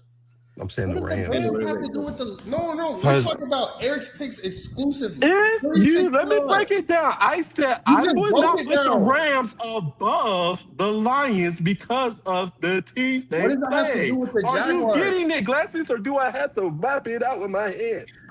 Bro, you said the Jaguars are. I'm asking you a question. Are you not comprehending? No, I'm listening, but I'm telling you, I was explaining myself why I wouldn't put the Rams. I was going down the list. Jaguars. No, you're going off of wins. You said Jaguars have a better win than the following teams, Colts and Chargers, because they beat the 49ers, the 2-2 team. You said the Jaguars have a better win. But the Lions' best win is against the 1-3 Ravens. That's what I'm asking. And the reason I put the Lions up there because they haven't done nothing to drop down, so I just pushed them up one because they were at 4 last week. Were they not? Bro, you being inconsistent, bro. That's not inconsistent. What are you talking about? Bro, you just made a whole argument saying Jaguars have a better win than the Broncos. That's why you have the Jaguars up there. And then gonna say the Lions are better than the Jaguars because what? And they are a dominant team. I have more faith in them. They are a dominant team. What did the Bills do to drop down from 1 to 2? I didn't name number 1. What the fuck is we talking about? What does that have to do with me? I'm picked 3rd. What does that have to do with me? What does that have to do with me? Eagles over the Bills. Okay, you're right. 369 exclusively. Lions, Jaguars, and Packers. So explain how the Lions have a better resume than the Jaguars and Packers. Because I feel like they're a more complete team. Like when it comes to push to shove, I feel like they perform. They perform. They perform. But when I'm sitting here talking about what the teams are doing, what's football going on. Now I can see why you would want and I've just moved them up 1. I don't feel like they should have dropped. They just moved up 1. Oh my! They was at 4 last week, so I just moved them up 1, and I put the Jaguars in here because of the record and who they played and who they beat, so they deserve to jump up. Who would you have above Jacksonville? Brando, Almighty. Any other team? Who would you have? Everybody else, everybody that's listed on this top 10 are the Jaguars. And I will put the Steelers up there. I will put the Broncos ahead of the Jaguars.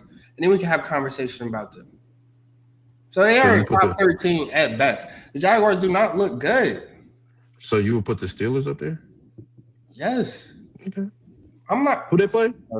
Jets, Patriots, quarterback list, Vikings. 1 by 3? What's your criteria? Do you have a criteria? The Bro, the Vikings have a good defense, bro. there was no more defense going in the last Their week. defense carried that team last year. That's last year. It's the same coach, same system, same formula. They The have a Eagles great is the run same game. team, The same Vikings have team. They have a great run game as well. Minnesota's top 4 in quarterback hurries. They're second in blitz rate. And for the Pittsburgh Steelers, Aaron Rodgers is going there without Jalen Warren. This nigga said Without blitz Jalen rate. That's how Warren, you know they're not putting up no stats. We're not going Nigga in said there. blitz rate, They bro. was in Dublin. Nigga wherever said it blitz was. rates, bro. I'm not listening But to you said blitz rates. Jalen Warren was out, and they still went in there and got it done. I mean, I do agree. I do agree that I can see the Steelers being on this list. Like, I'm not disagreeing with that. I feel like they deserve to be on this list. I have no problems with them being on the list. I'm not putting them over who I put on there. Maybe you could argue Green Bay. They would be 4-0 if it wasn't for Caleb Johnson. Now that's an if. I'm using the if there. Caleb Johnson. I'm saying, like, I'm not mad at you putting them on there, but I'm not kickoff putting them rules and above smoke the game. Jacksonville. They should be 4-0. Yeah. But we're not gonna count on special teams moving forward. Pretty sure you got benched for that. He don't get no burn. You don't see the field. I after seeing what after what I seen week 4 altogether, bro, I genuinely don't know what to think about some of these teams on this list. And that's not saying we put them wrong, but it's like Packers, we got too excited about. Yep. I am not sold on, like, with all due respect, the Lions after what I'm seeing from Baltimore. I don't know how I feel about the Bills, but we've already discussed them. And I mean, Chargers after what the Chargers did against the Giants, bro. Hey, are they fools go too? I don't know. I mean, I still think Justin Herbert has a chance to do an MVP season because it's no other quarterback. Josh. I guess, bro. One loss just ruins everything, bro. I mean, against a team that switched its whole offensive scheme up the week prior to. Jackson Dart and that RPO offense was completely different from what they was running with Russell. They got caught off guard, and we gonna just completely. What does that have to do with the Chargers putting up 18 points? Yeah. I mean, their defense they know how to get to a quarterback. They might not sack them all the time. Shout out to Brian Burns. Not too much on that defense, bro, because that defense just gave up. No, I'm saying that defensive line know how to get to a quarterback. 40 points to the Cowboys. Yeah. They gave up 22 to the Chiefs, 21 to the Commanders. You could say 18 is on par for what they've been giving up. But we're talking about a Chargers team that, I mean, that's the lowest they've scored all season. Technically.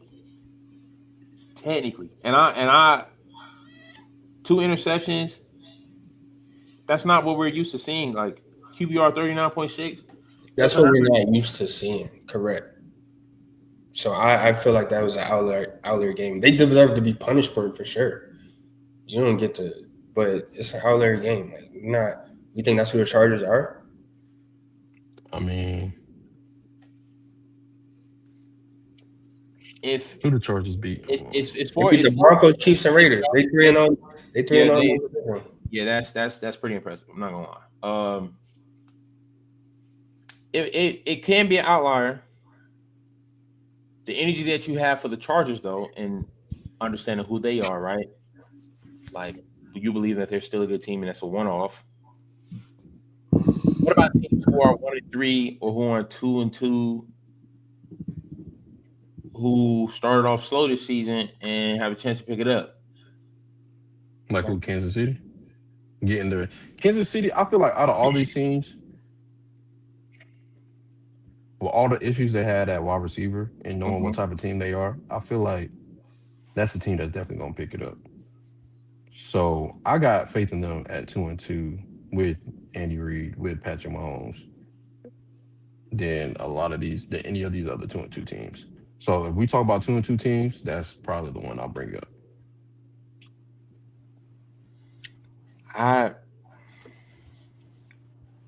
understand the logic with the injuries and the suspensions and stuff.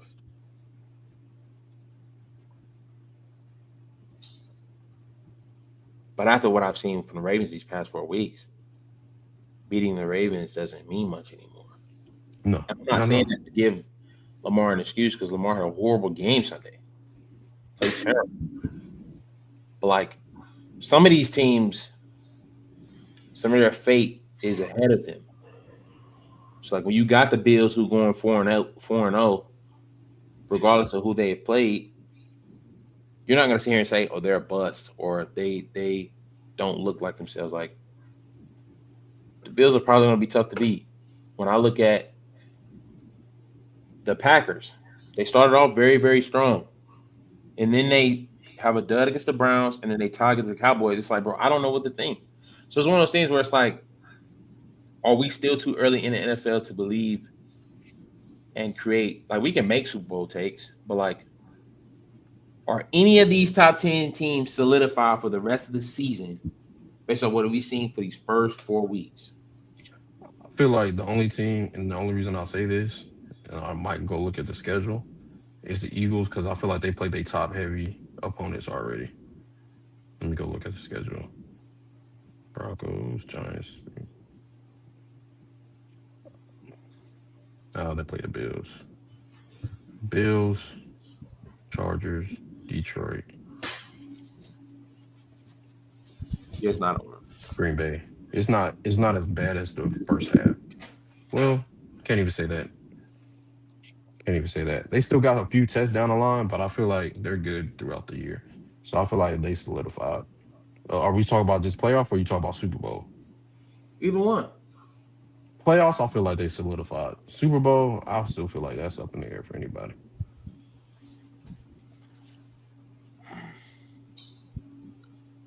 Like this whole list can change next week. Like, yeah. Other than 1 and 2, who's even if they take an L, they still gonna be on this top 10. Other than that, every team could fall off. Yeah. Yeah. I think the Bills solidify. I mean, not to solidify, but if I'm looking for, I think Bills, Eagles, Lions are picking it up. Rams, Bucks. I think those 5, and the Chargers are. I think they'll be consistent in the top 10 for the rest of the season, and maybe even the Packers too.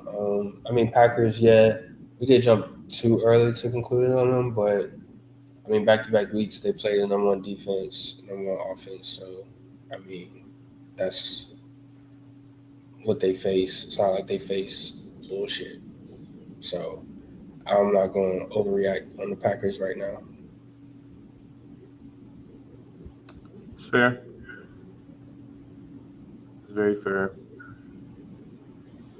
Games in the ties is ugly though. Yeah. A lot of people are in an uproar about that. They feel like the sudden death rules shouldn't have changed. Some people feel like we need more reformation for the overtime. Because it's not a common thing for games in the tie, but how do you feel about overtime rules in the NFL as they are today? Because I think this is the first year where both teams get a chance to touch the ball regardless.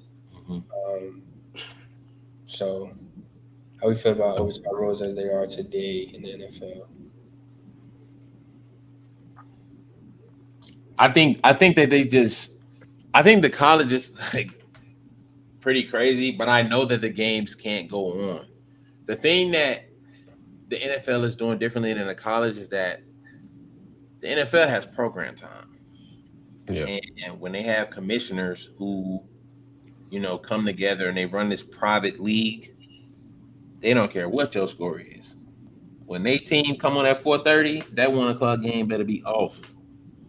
So it's a better way to finish the games in a tie for the sake of the TV rather than it be on all night or it goes into a next game and then get a recap later. Like it's also one of those things where, like, honestly, sometimes these players don't really. I don't see too many players playing their heart out every game. Like they're NFL players, and sometimes they take games off. Sometimes they take plays off. So overtime is probably not something sudden death. 8 overtimes is not something we're gonna see from somebody who's getting paid $50 million a year. I don't think that's possible. I think at some point they're gonna be like, next week. It's one game. Yeah, they're employees now. Where it's like some of them don't even play through injury. Lamar.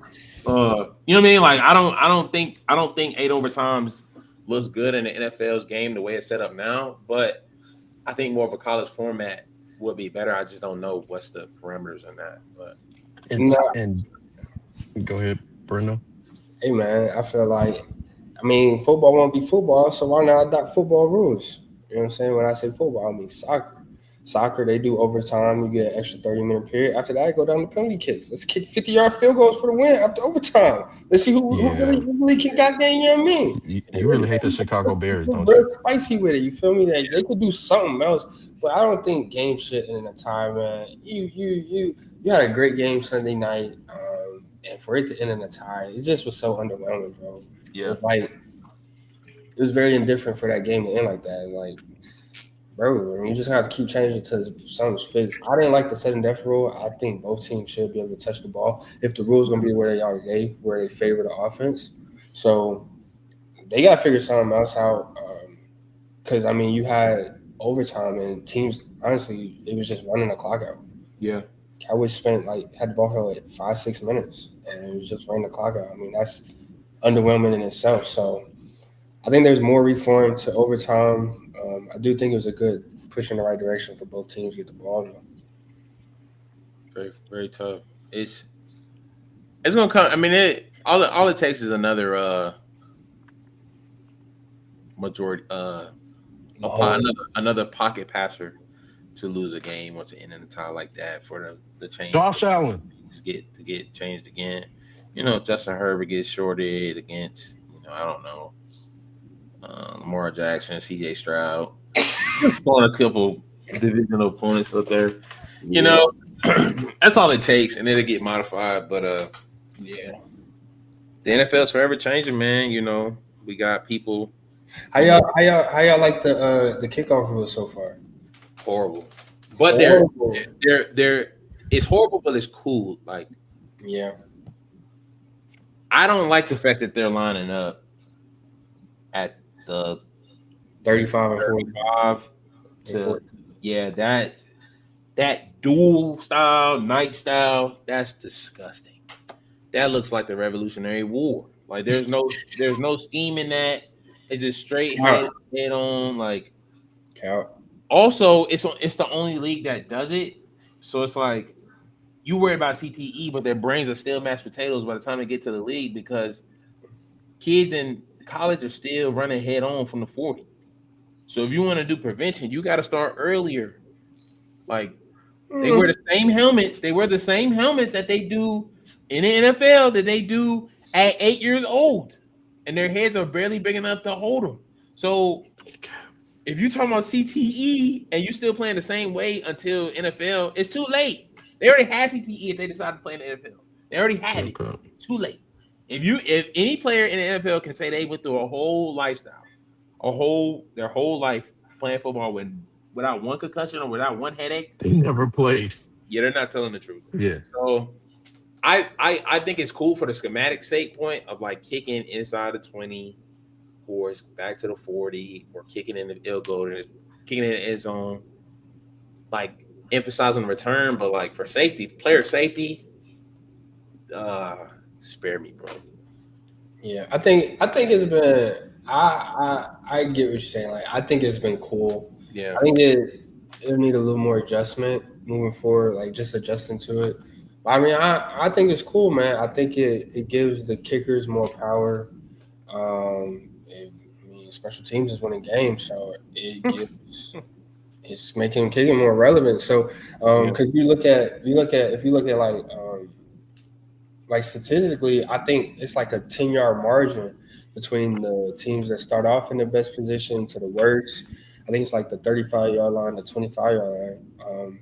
as far as like where you're starting a job, and that's big because if you look at what happened with the Seattle and Cardinals game, they got the ball on the 40-yard line, and the way the kicker's moving these days, you only need 15 yards to win a game.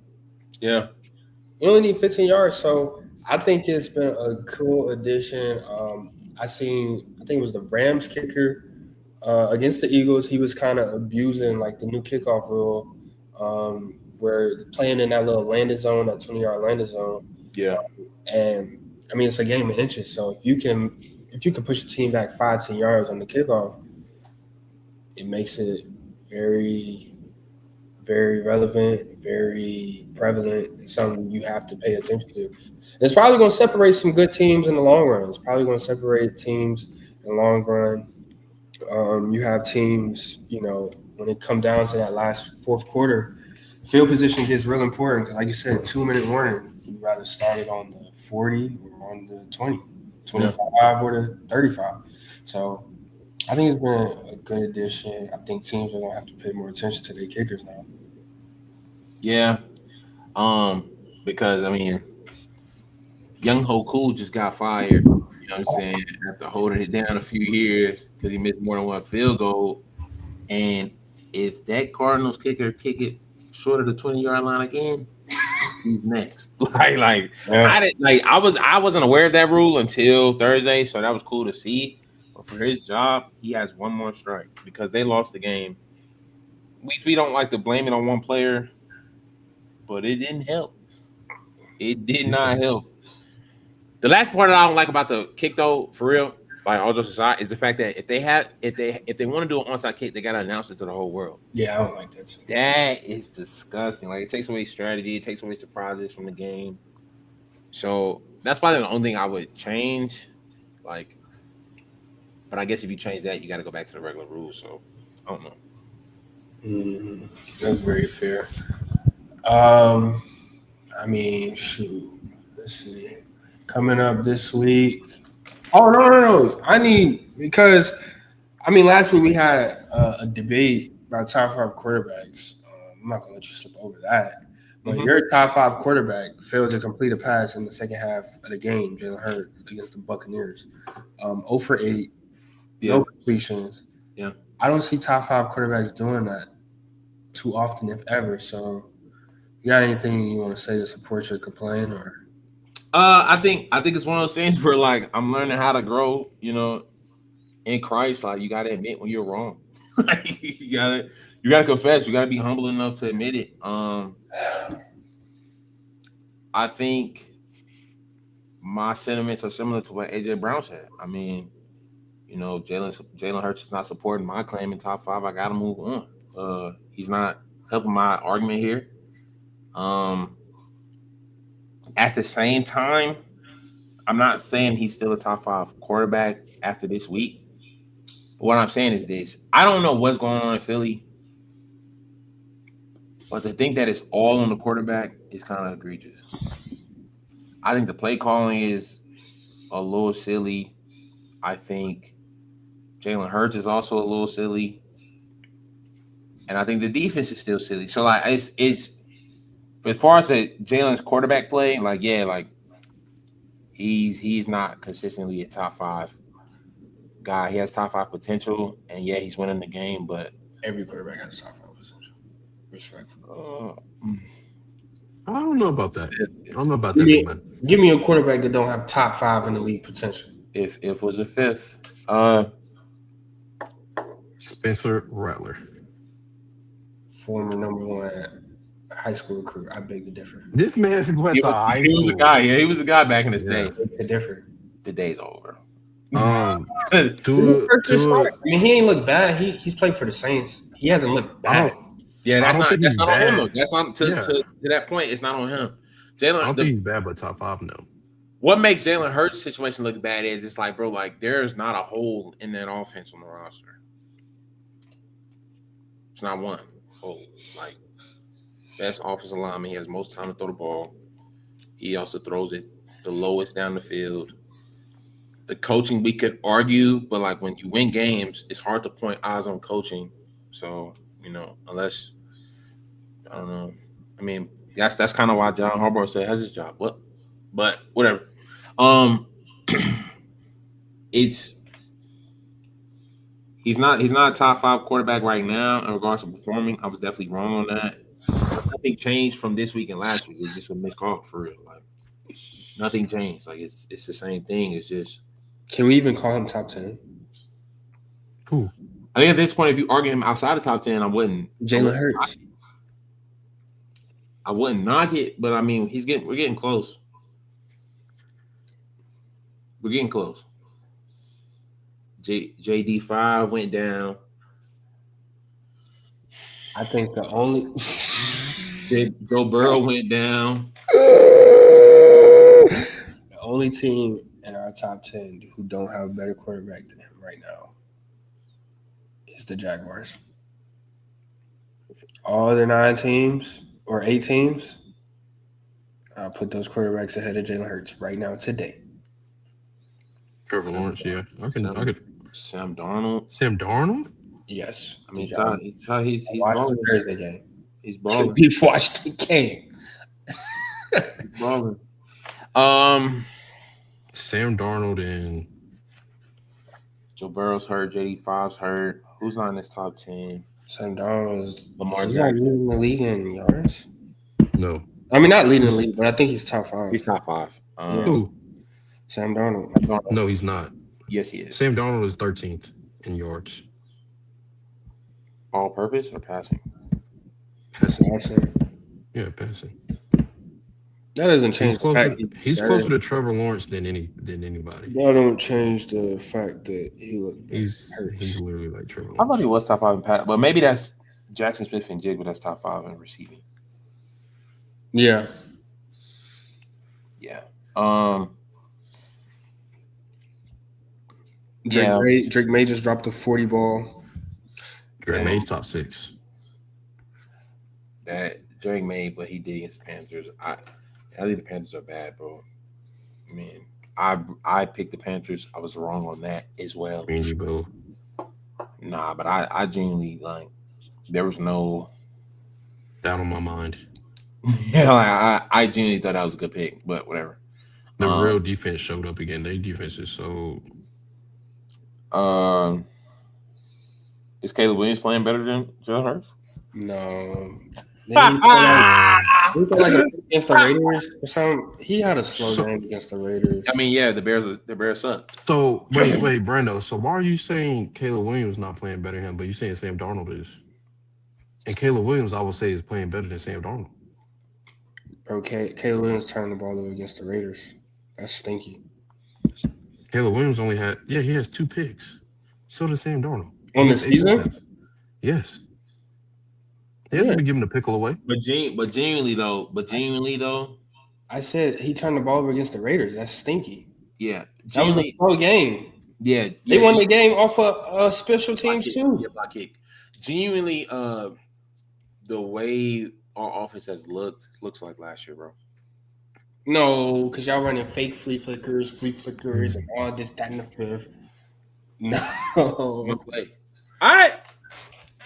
I'm just saying, bro, I don't see like Ben Johnson is still a new coach. He still gotta spread his wings a little bit, so there's still time. But like outside of the flea flicker, bro, there's not much different from what I saw last year. Caleb showed spurts of promise. We had spurts of some run plays, but we still can't run the ball efficiently and consistently. And sometimes Caleb holds on the ball too long, as if we have an offensive line to support that. So He got that Aaron Rodgers in him. Take a sack before I throw it away. unlike Lamar Jackson. Lamar Jackson do too. Take a sack before I throw it away. That's why he leads the league in passer rating by a substantial margin. 130. That's crazy. And well, he did try to throw it away. Or maybe he didn't try to throw it away and threw a pickle. But yeah, that's cool. I just wanted to hear that. Trying to make sure you stand on business. That's all. Nah, I ain't gonna lie to you, bro. I mean, I could be wrong. What do we feel like? What is my fault? What do we feel like the who is it? So now that the Colts have been tested against a formidable team, what do you feel like the panic meter is for them? Moderate. Yeah, I feel like they're already outperforming what we thought they were going to do. Nah, I'll say this. Watching that game and bits and pieces of that game, the Colts pass protection was horrible. But also, Rams have, like we already talked about Jerry Verse. You know what I'm saying? They got Brandon Fisk over there. Like, they got guys over there. So it's not 100% panic, but like the hardest part is when you got Daniel Jones running for his life, and Daniel Jones might be, gold plated and not 24K. Mm-hmm. It's going to get exposed. So like you either got to protect him so he can make solid throws, because he was getting rushed and it started to collapse a little bit, but they still make plays down the field. Like, they still have receivers, Adonai Mitchell. I'm forgetting the actual best one. Tyler Warren, Josh Reynolds. No, he talking about Pittman. He Pittman. talking about Michael Pittman. Yeah, like, it's Jonathan Taylor, the workhorse, the best. He's not the best running back in the league right now. Top 3. But he's one of the highest performing backs in the league. So I think they still can do their thing. The Colts defense stood 10 toes when they needed to, but Matthew Stafford, Puka Nacua, most receiving yards in the league. Like, that's a tough defense. That's a tough tandem to stop with Devontae Adams on the other side. So they're gonna be all right. It's just they gotta protect their quarterback for real. Rams got the best wide receiver in the league, right? They just got they will, because as long as you got Matthew Stafford, bro, and a solid receiver, you're going to have a top tier wide receiver, bro. I've never seen, other than Big Ben, I've never seen a quarterback force feed a wide receiver like that, other than Big Ben. Jamar has nobody, and Jay Jetta's he's still doing his thing. So I don't think he's the best quarterback. He's the highest performing receiver in the league, but I think the Colts panic meter, I say medium low. Colts still played a good game. Rookie mistakes, you know what I'm saying? And they played them boys close. My fault. That's what I said. But yeah, rookie mistakes kept them out of the game. Like you said, they have a great team as far as completeness. Yeah. Great running back. We got to keep our eye on Daniel Jones, though. We got to see what Daniel Jones, who would a real Daniel Jones please stand up, essentially. Yeah. Make sure, the first 3 weeks weren't fluky. So I think we got to keep our eye on him. I'd say it's medium low. You know what I'm saying? Their division is poop. They got a bunch of frauds in their division, so I think they'll be all right. Yeah, they'll be in the playoffs. Can they? Let's say if the Magnolia blitzes against their defense, against them, can Daniel Jones stand the test of time? We'll find out. Or will the Colts give Jonathan Taylor only the ball 4 times in the first half? More to come on. Bro, like, you know what I'm saying? Like, what's the panic meter for the Chargers? They did just drop to the Giants. Bro, I think it's medium too, bro, because I don't think that's a good I don't think that's a good L. Even though win is a win, is an L is an L. Per his podcast, the Giants defense is not that good, bro. I'm sorry. No, the defense, no, but that D line, I feel like that D line do not get to QB.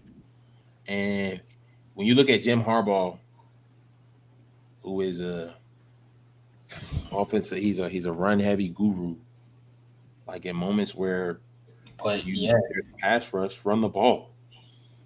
Like, what's so bad about running the football? Who said running the football was a bad thing? You're only down 3 points, bro. Run the football. They ran the ball 13 times. Run the football. Was it a Harbaugh thing? It's in the blood. Run the football. Like, You literally won a national championship from running the football, and now you get to NFL because you got You get your running back. Yeah. no cap. Like it's that's what's nasty about it. It's not necessarily the talent, bro. But like, if your coach don't put out the plays to just be better than the next team, bro, you're not gonna get far, bro. Don't run from the bread and butter, bro. Don't do it. I'll talk about my bread, brother. Pass the ball 41 times against the Giants. Yeah, that's kind of nasty, bro. I say medium low as well. My fault, game. Jacoby Myers, trade Jacoby Myers and fan in for AJ Brown. I mean, yeah. What's Jacoby? Wait, how's Jacoby doing right now? He's doing all right. I mean, he's been consistent. Last week was a pool fest. Geno Smith stinks. To not be able to perform against the Chicago Bears, that just caused me to lose all hope in them. But speaking of that game, I would take AJ Brown just because he still has a great target share. Once the Eagles start throwing the ball, he'll get his yards. He still leads them in targets. Yeah. Not this week, though, because he will be shadowed by PS2. Patrick Actually, Surtain. this might be the week he actually get the ball more than he did last week. They might lose. But the Broncos run good, though. Hey, shout out Carl Lord, sent the lightnings in the chat. Boom, boom, boom, boom, boom, boom. Yes, sir. But yeah, I think AJ Brown won't get no chicken this week. The Broncos, bro, like, although the Broncos are 2-2, bro, like I said, bro, the Broncos defense are not a joke. Power gems in the chat. Oh, we lit. And if the Eagles can't find a way to score, I don't have faith that the Broncos can't get momentum going. Like Bo Nix is, in the sophomore slump, quote unquote, but he's got guys. You say what? Oh, yeah, guys. You know what I mean? Like Broncos, they're gonna be all right. Oh yeah, and I mean, they said trade AJ Brown for DK and Trey Benson. What league he in? I got DK. Yeah, I honestly would take DK and Benson, considering James Conner got hurt. AJ Brown, it could be a minute before he pick it up. I mean, if you're looking at DK, bro, respectfully, like, because I have DK on my fantasy team, it's patchy too. Like, yeah, it's the Arthur Smith offense. I mean, if you want to play with that, that's up to you. But I do like Benson, considering James Conner got hurt. Would you trade Ladd McConkey and Chase Brown for Stephon Diggs and Hunter Henry? I'm assuming. Why not? Say that one more time. Ladd McConkey and Chase Brown for Diggs and Henry. Stephon Diggs and Henry. Hunter Henry's on the. Wait, you talking about Hunter Henry or Derrick Henry? Or Derrick Henry. My fault. Yeah. I think they talking about Derrick Henry. Yeah, he probably talking about Derrick Henry. So my fault. Trade Ladd McConkey and Chase Brown for Stephon Diggs and Derrick Henry. I don't think so. And I would say wait until we find out what's the status on Lamar's injury. Because you said, don't that mean Derrick Henry get the ball more? So he has Derrick Henry. Yeah, I'm assuming he has Ladd McConkey and Chase Brown, because he said trade Ladd and Chase Brown for Diggs and Henry. Oh, go get that. Go get that. Hey, that's what you got. That's literally what you have. Yeah. Again, like, I think let's say Lamar's injury is not just getting beat by 30. And if you're in our league and you're trying to trade me, it's not happening, brother. I'll take Diggs and Henry. He's been the Patriots' best receiver. Ladd McConkey's in a crowded wide receiver room, and Quinn Johnson is having the redemption arc. You know what I'm saying, of the 2020s. Yeah. If I might say, top 3. He's top 3 in points, and he just looked like a good receiver. Period. In general. Yeah. And Chase Brown in that offense is chopped. So yeah, get rid of that. Take Henry.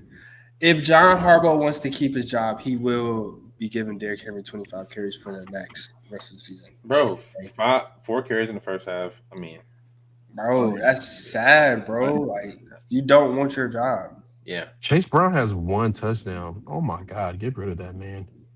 Well, let's be honest. You're probably not going to if you haven't sent that. If you're not sending that trade, if you have to send that trade and it's not being sent to you, you're not getting that trade, brother. let's just call it what it is. Let's give all hopes away. As a Diggs and Henry owner, you heard him.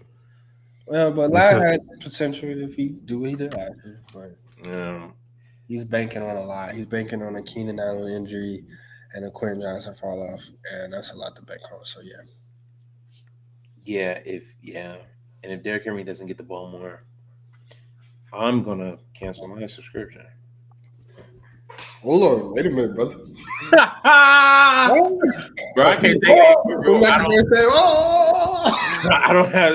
I don't have time to watch. I don't have time to watch coaches take advantage of the salary they get to throw Hail Marys and shit. Like, bro, I don't got time for that.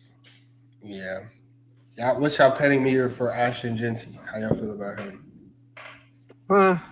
Low. What's a panic on a rookie running back?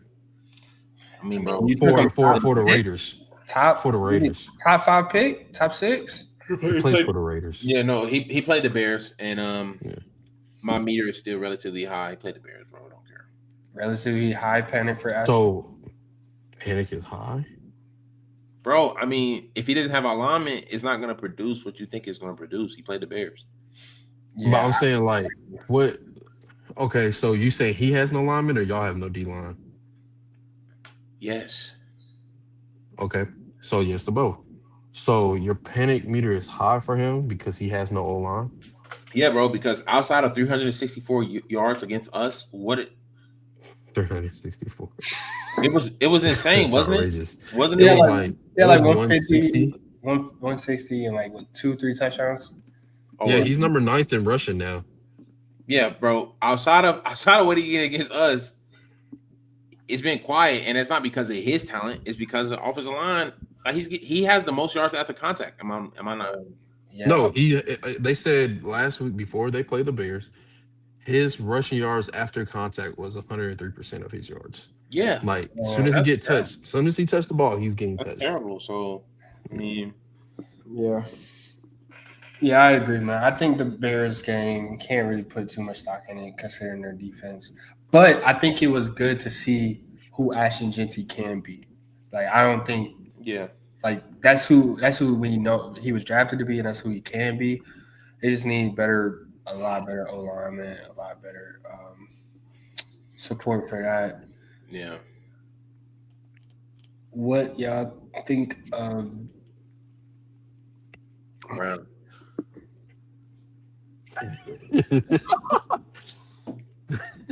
It's not you, bro. He's just tighten it up. We gotta support Brown.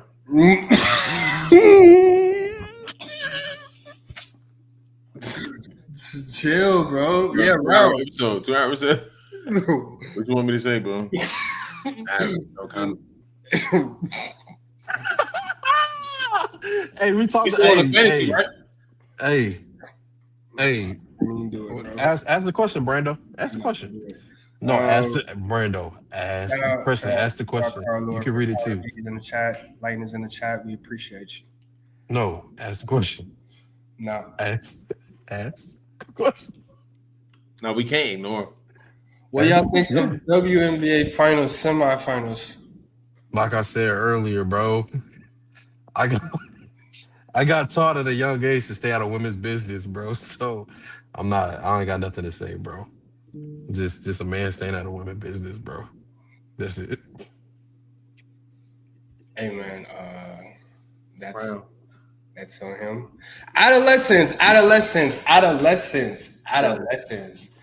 I'm out now, man. Shout out. Bro. Great album, bro. Great album. Well done, 7 Bill. No funny. Did your mom make the hat again? Nah, Maya did. She actually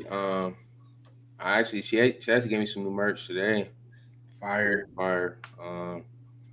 Yeah, excited for it, man. I went as God wanted to be, man. You know, Yes, sir. Whatever God wants to do with it, that's gonna be up to him. So we just gonna keep trucking and move on one day at a time. Hey, they gonna play that on church on Sunday? They play a song? Nah. It's levels at the One day. Hey, man, hopefully Mike Ty get that boy on stage. Yes, sir. God's will, not mine. Hey, man, sir, that's all right, man. When we call around on that 133. 133.